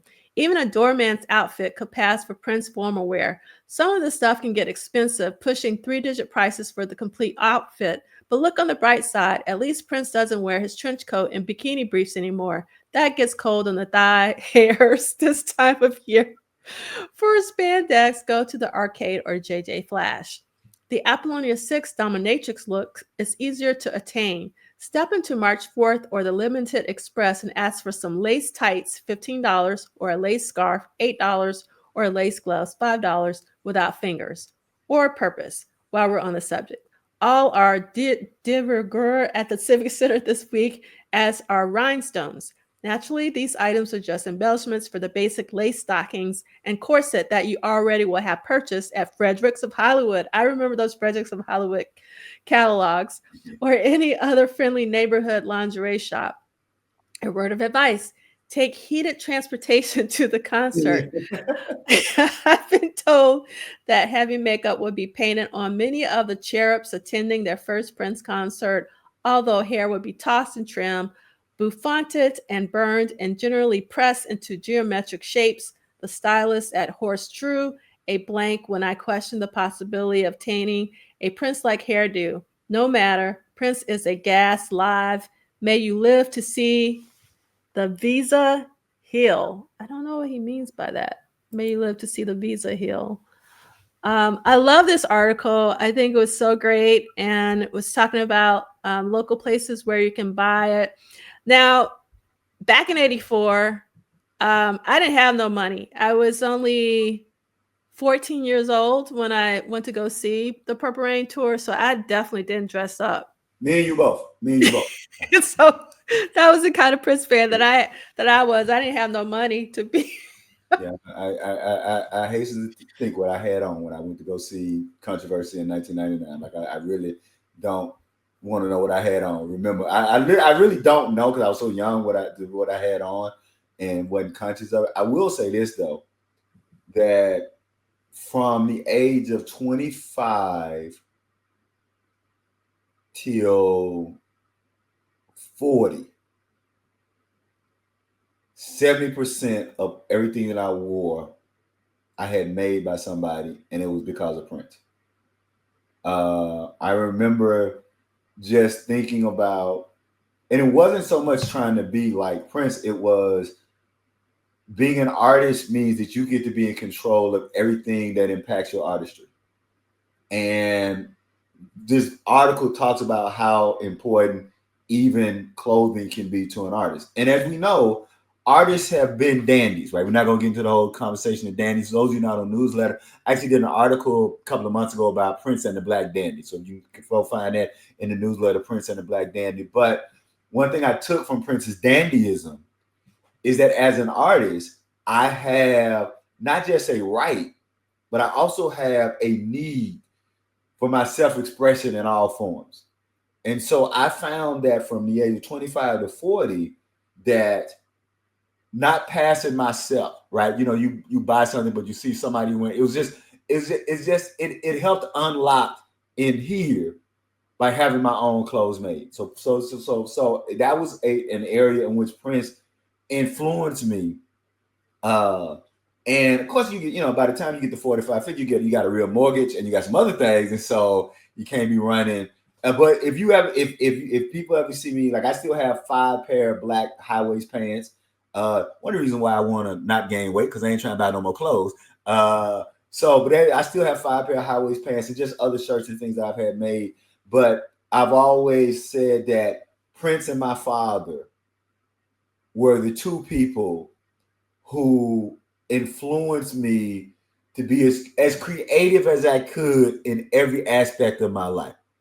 Because my father was a dresser. My father was my mom was so fly that somebody asked us about her clothes at her funeral product.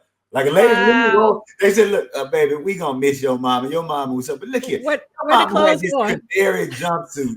and my wife Monica, like the lost her man, like I know this heifer angel. I said, calm down. And I had to tell her. So that tells you how fly my mama was. That at her funeral, somebody asked about one of her canary jumpsuits. So that is crazy. So my mother, my father, and Prince. But those were the 3 people who literally told me that, or showed me that your expression, you have a right to fully express yourself. And I thank Prince for affirming what I was taught in my household. And it really helped me to kind of carve out my niche as the kind of writer I wanted to be. I'll shut up.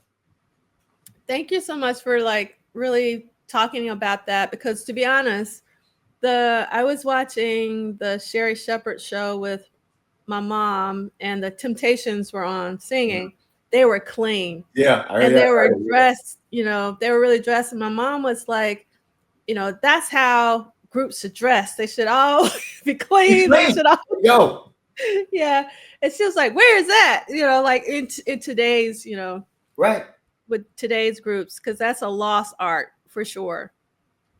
Because my mom says that the entertainers, you should be able to tell the audience from the entertainer.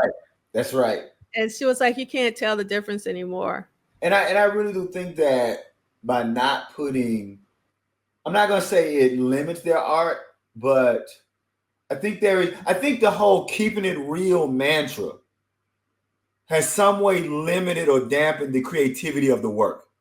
That you trying to keep it real so tough, you trying to dress and keep it real to such a degree that your art is, and I love the juxtaposition that it is when Andre 3000 started really stepping out, and somebody said they asked Andre about that, and Andre said the music is beautiful. I want to be beautiful. He said if the music and that's the synergy, right? That is my physical embodiment is a reflection of the art that I'm creating. I think that's why, you know, although I'm probably the least hip hop person on the planet and shouldn't be making this statement, that's why I will always say that I don't know enough to say this, but for me, Outkast was the ultimate rap duo, was the ultimate rap group, because they complemented each other, and that Big Boy had no problem allowing Andre to be as creative and to be as out there, and that they could play off, because Big Boy understood that may not be for me, but I understand it's going to get the best out the group if I let Dre do everything that Dre wants to do. And I think that unfortunately, and we've gotten to a point where we are so, let's be clear, we're so rigid with our masculinity.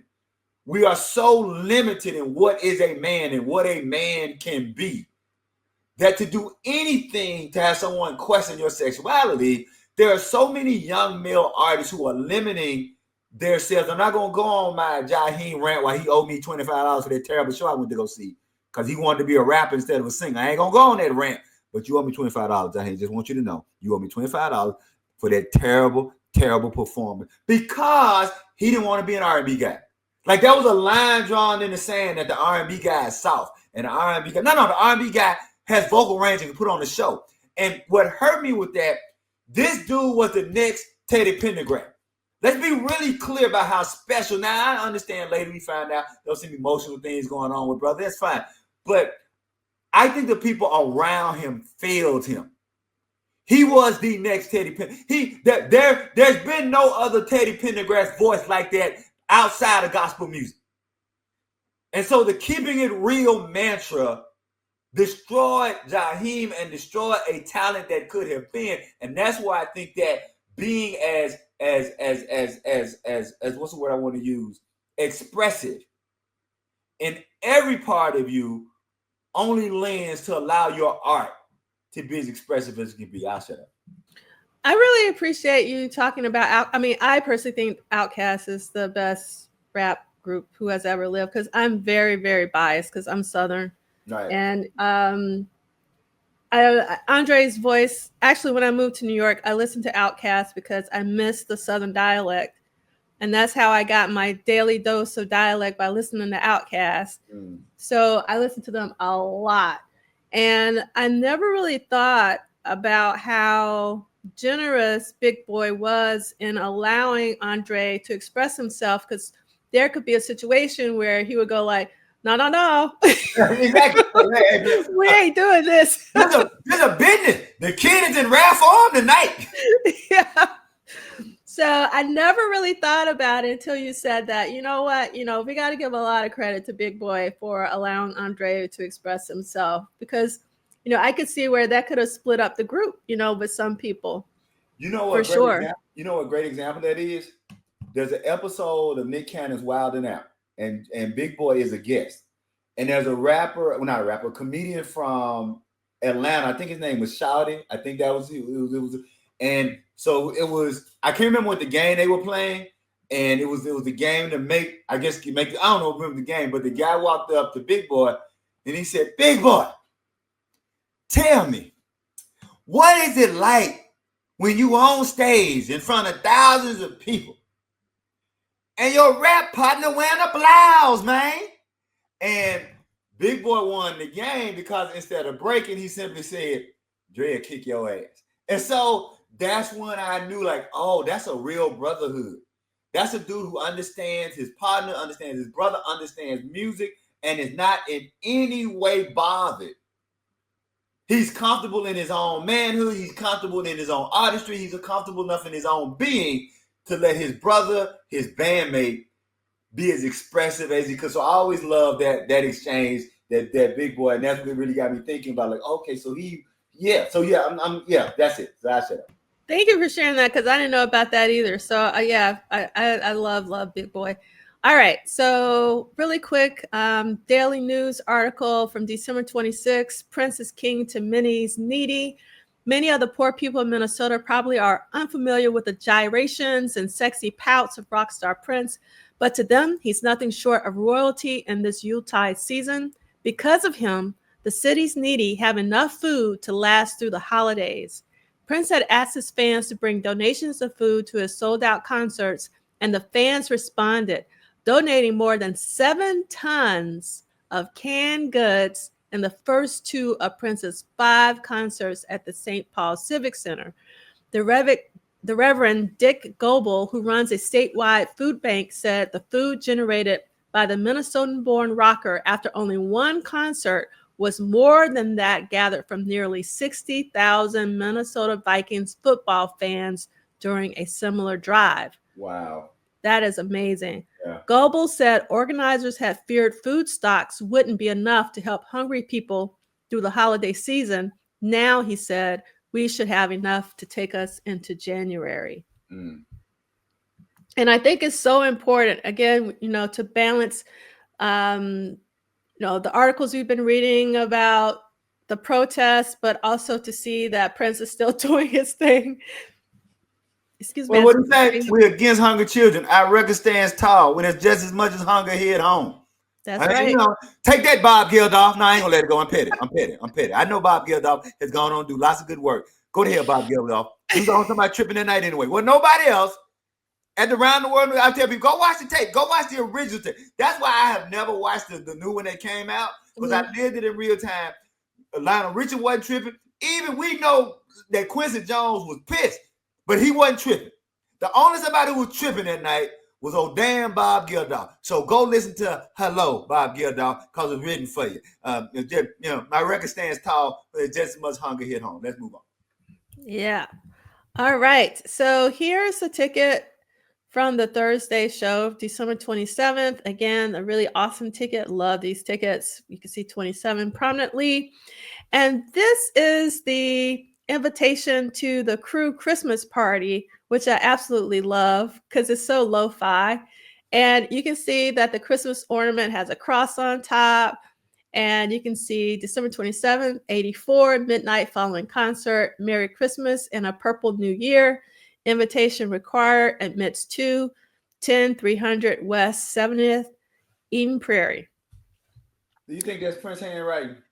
I was thinking about, I don't know if it is. It doesn't really look like it. Because I was going to say his cursive handwriting is a lot more elegant than that. Yeah. You know, when he's writing in cursive, it's really elaborate and bold. Yeah.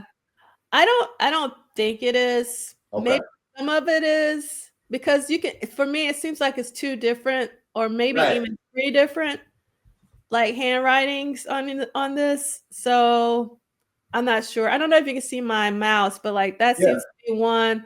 This seems to be another. This seems to be another handwriting. So I'm not quite sure.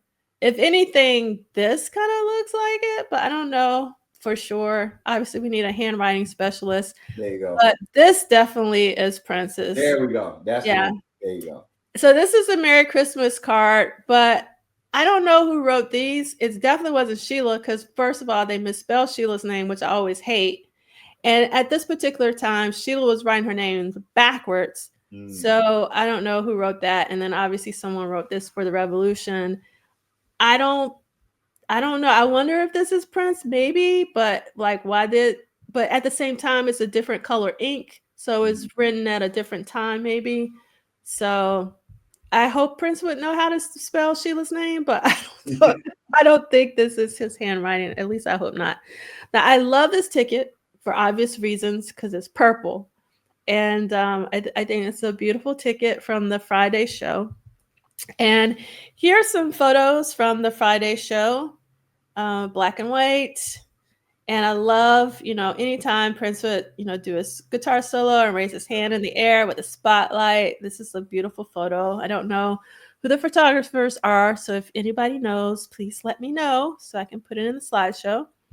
And then this is one of Sheila. I don't know which date this is from, but one of the St. Paul shows.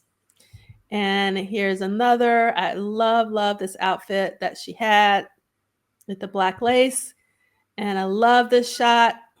You can tell she's getting into playing her congas. And then this is another shot. I loved all the pearls and the teal blue. And also love this shot as well. And you can barely see, but I think it was her guitarist, like right behind her in the shadows. I love when you can see people in the shadows. So I really love this shot. And this is what I remember, Liegh, from the Purple Rain tour. I don't remember Prince's set. I remember Sheila's laser drumsticks. So these two photos that I'm about to share are really special to me, because this is when I remember the Purple Rain tour. This is what I remember. Remember this, and I just love. That's cool. Yeah, I mean, this was the most amazing thing I had ever seen in my life. I mean, like in 84, 14 years old. I mean, Sheila was everything. And just seeing these laser drumsticks was like so phenomenal. Of course, Prince rising out of the Right. stage. You know, we take it for granted now, but like seeing that in real time and not knowing what to expect was so amazing. It really, really was. But I personally think that Sheila trumped that with these drumsticks. That's my personal opinion. I know somebody's going to put in the chat that's not true, but What about vanilla ice cream?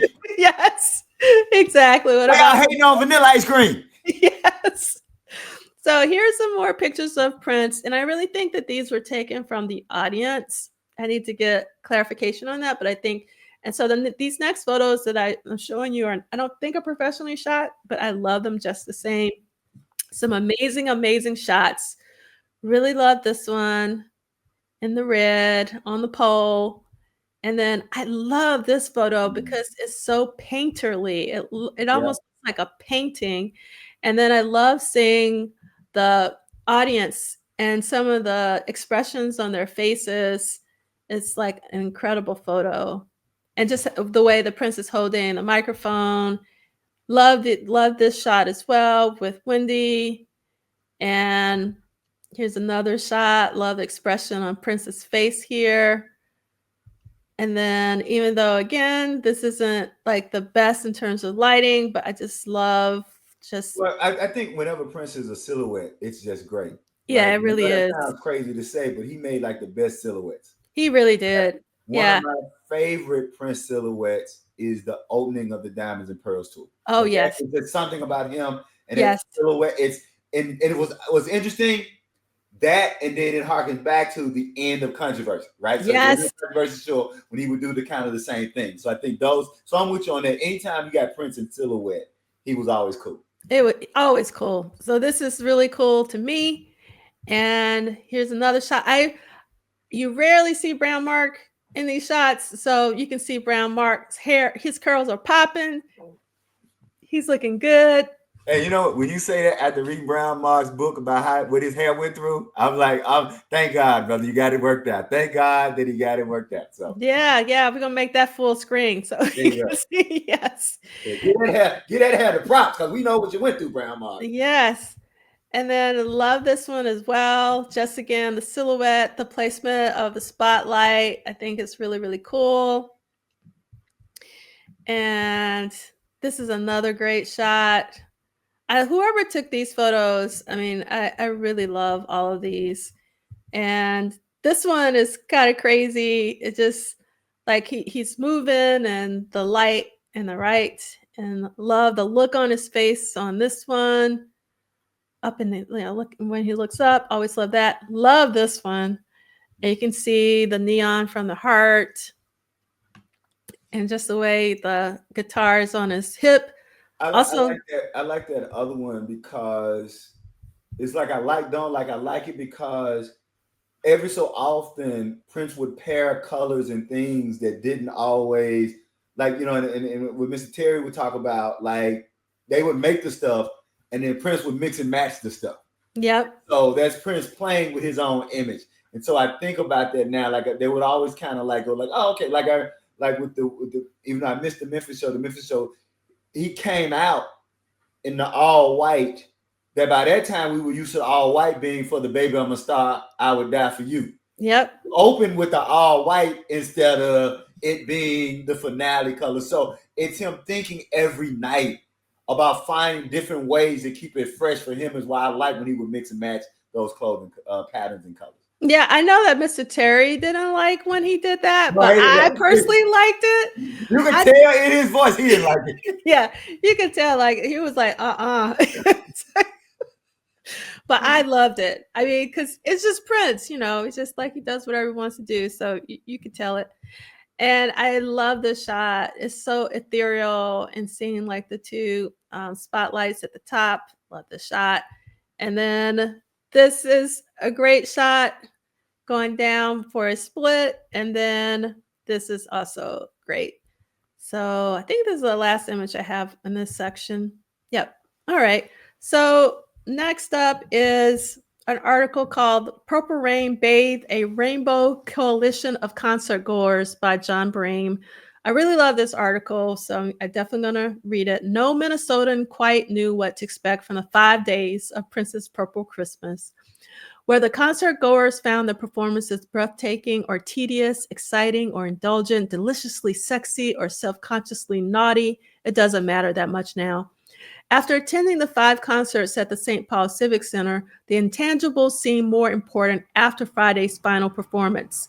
Despite the protestations of a couple of media-wise ministers from North St. Paul, Prince's celebration of his coronation as rock's king of the moment seemed to unite Minnesotans during this Christmas season. He attracted blacks and whites, Indians and Chicanos, young and old to the Civic Center. Women arrived with their children and grandchildren, and older and younger siblings attended the same concert for a change because they all could relate to Prince's smash movie Purple Rain. Prince put smiles on the faces of thousands who had been curious about this mysterious local boy made good, and he will help put smiles on the faces of people he never will meet who will benefit from the food shelf drive conducted at the concerts. He also raised about $50,000 for a Chicago school that trains teachers to work with problem students, and he delivered messages from the stage about fearing God, giving to others, and being nice to each other because of possible nuclear destruction. Prince also demonstrated to people in the land of 10,000 lakes what it's like to catch the brass ring. Unlike Walter Mondale, and I have to pull this one up because it's tight. Give me 1 second.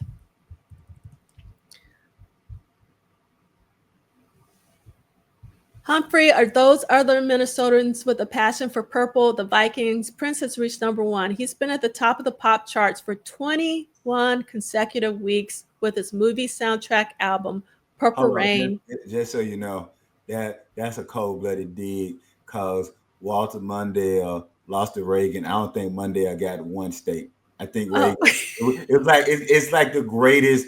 Excuse my language, the greatest presidential ass whooping of all time. So when people were talking about this last election, they was like, "Oh, it's a great honor." No, Flip. Monday, because I remember that was a Saturday Night Live. You know, they always playing the joke was the Saturday Night Live character came on after the election and said, "I worked on this damn Mondale impersonation for 6 weeks. Thanks a lot, damn Mondale." Like he didn't win one. I don't even think Mondale won Minnesota. He won Minnesota. But so that's I just want to point that out. That Bree, that's cold blooded. You got to do Mondale. Like that. Right? Okay, keep reading. But that was cold. All right. So Governor Rudy Perpick recognized that and declared this week Prince Days. Moreover, the Minneapolis-born and based superstar has taken along with him 3 previously unestablished Minnesota musicians, keyboardist Matt Fink, drummer Bobby Z, and bassist Mark Brown. On a more tangible level, Prince's appearances caused traffic jams in St. Paul, a welcome rarity in a sometimes sleepy downtown.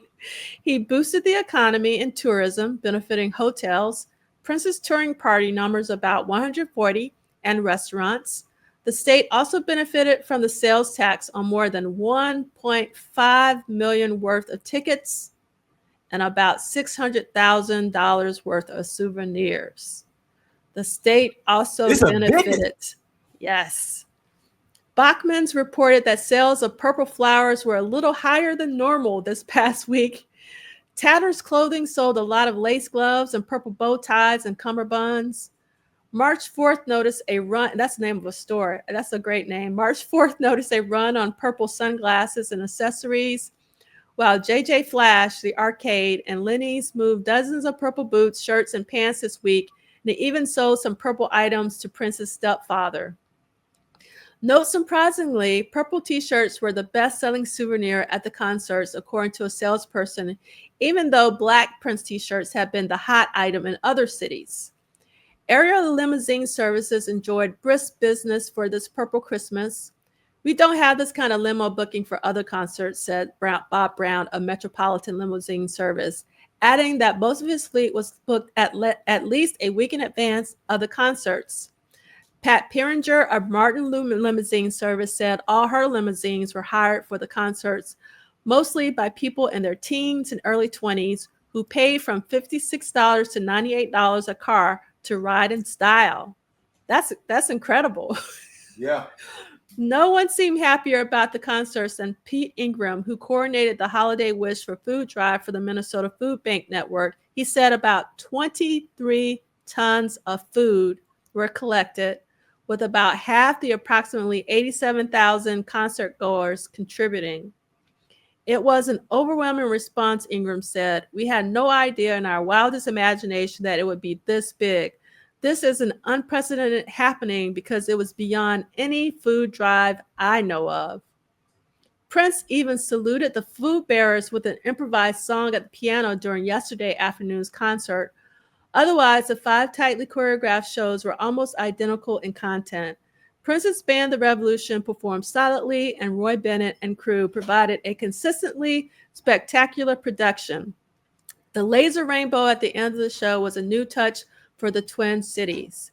Yesterday, Prince did substitute When You Were Mine for I Want to Be With Your Lover during his lengthy piano medley, and Wednesday he offered his John Lennon-like ballad, Another Lonely Christmas. I don't agree with that, but that's what he wrote, announcing that it was the only live performance of the song.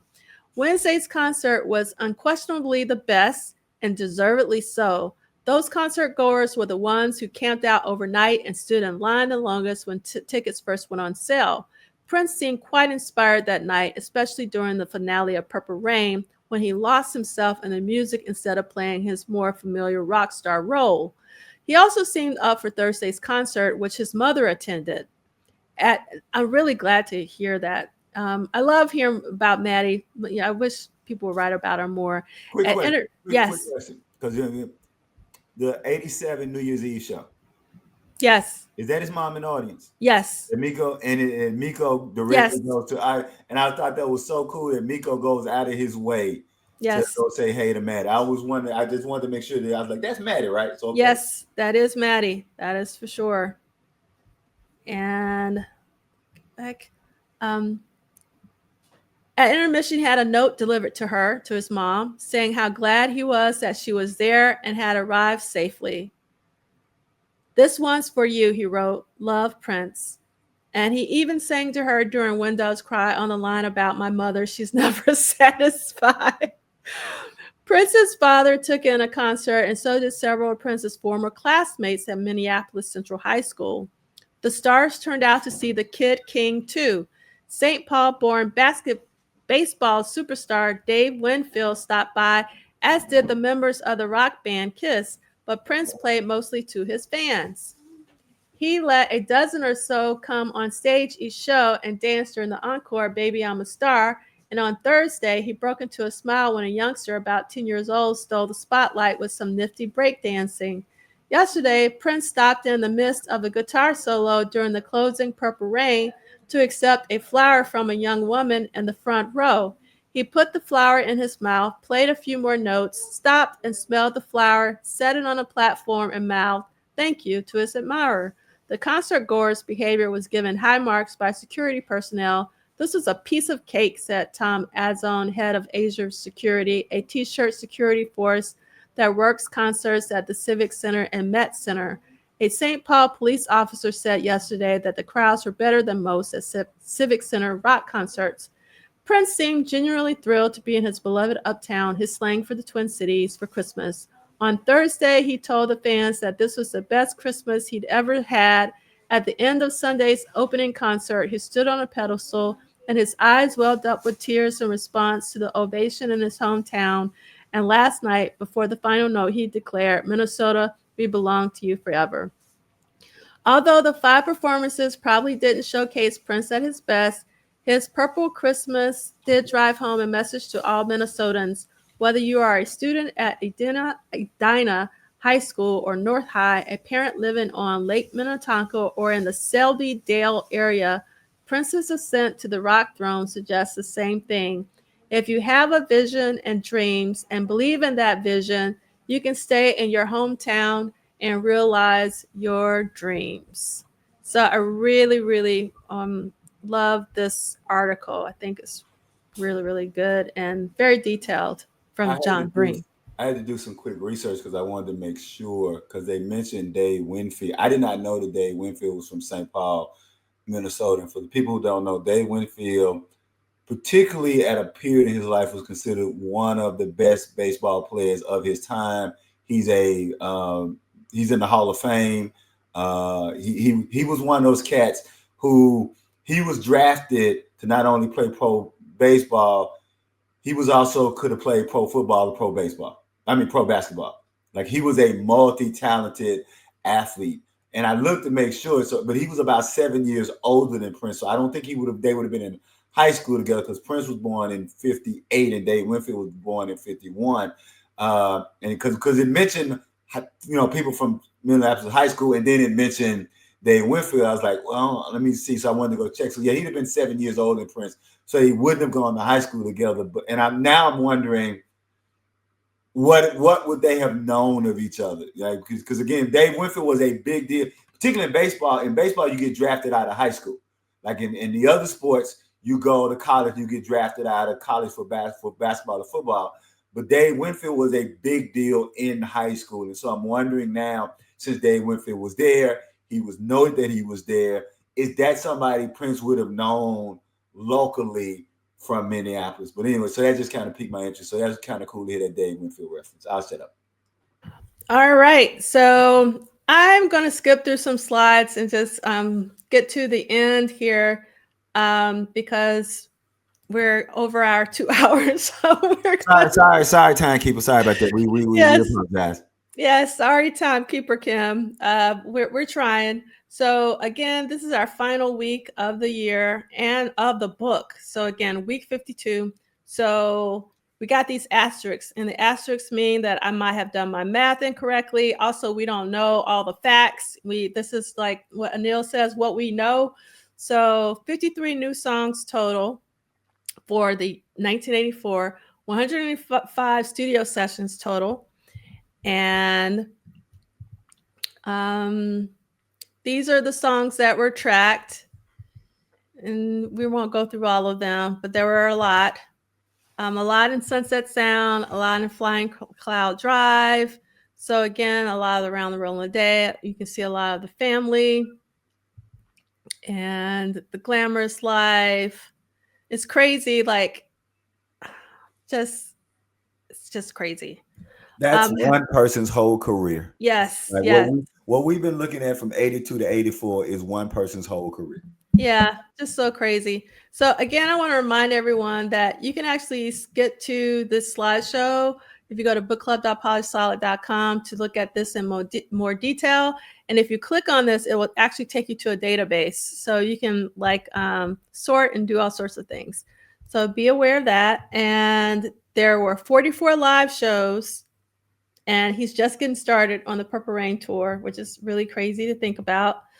And there were 4 additional shows, like one-offs, 2 at First Avenue, 1 on his birthday, 1 in August, 1 at Bogart's in Cincinnati, and then another at 7th Street Entry. And then he goes into the Purple Rain tour. So we've talked about the Detroit shows, Greensboro, North Carolina shows, the Landover, Maryland shows, the Philly shows. Then it goes back to Landover, then to DC. And then he went to Toronto and Richfield and Chicago, outside of Chicago, Lexington, Buffalo, New York, St. Louis, and now we're in St. Paul, Minnesota. There were 4 live appearances in 1984 and 1 award ceremony. So the live appearances were on Sheila E.'s solo tour before she opened for him for the Purple Rain tour, and also the birthday party, and then the award ceremonies, which was the 3rd Minnesota Black Music Awards. And then there was 1 movie premiere, 1 movie theatrical release. So a lot happened in 84. Then the premiere party was at Mann's Chinese Theater in Hollywood. And the theatrical release was July 27th. And I just want to remind everybody that Omar will be on tour in January. Please go see him because he rarely comes to the States. I mean, really rarely. So we won't go through all of that. And also, please keep Jeremiah in your prayers. And if you can, please contribute to his GoFundMe and reach out to him, especially during the holiday season. It's really important to send them love. No donation is too little. Give yes. what you can and just give with your heart. That's absolutely true. And this is the playlist. We got to give a shout out to D68A for always posting so many amazing live shows. So we have the 23rd show from St. Paul's Civic Center, as well as the 26th show with Erotic City from Sheila E. during the opener. And then there's also the Ladder, Temptation, and Tamborine, which Prince worked on this week with overdubs and all of that jazz. And next time that we meet, we will be starting a brand new book, Duane's second book in the series, Prince in the Parade and Sound of the Times Era Studio Sessions, 1985 and 1986. So we're about to embark on another 2-year journey. Thank you so much, and happy holidays to everyone who has been with us these past, our first 2 years. And I will get the schedule posted to bookclub.polishsolid.com/schedule before we meet again. Oh my goodness. Say hello. Hi. Hello, Prince Girl. This is my grandbaby, baby Olivia. Say hello to everybody. Hello. There you go. Say Merry Christmas. Merry Christmas. And say Happy Purple. Happy Purple. So from the McInnis and Page household and Taylor household, we just wanted to wish everyone, and this is my wonderful, wonderful granddaughter, and we want to thank Prof. Duff and Brother Dean and Brother White and all the wonderful people who came on. And we just want to say thank y'all for having us. Thank you. It's so wonderful to see you. Are you having a great day today? Yes. Thank you for coming on. So you're welcome. You're welcome. All right. I think this is a wonderful way to end our time together. So we hope to see you next week when we begin our next chapter, or next book rather.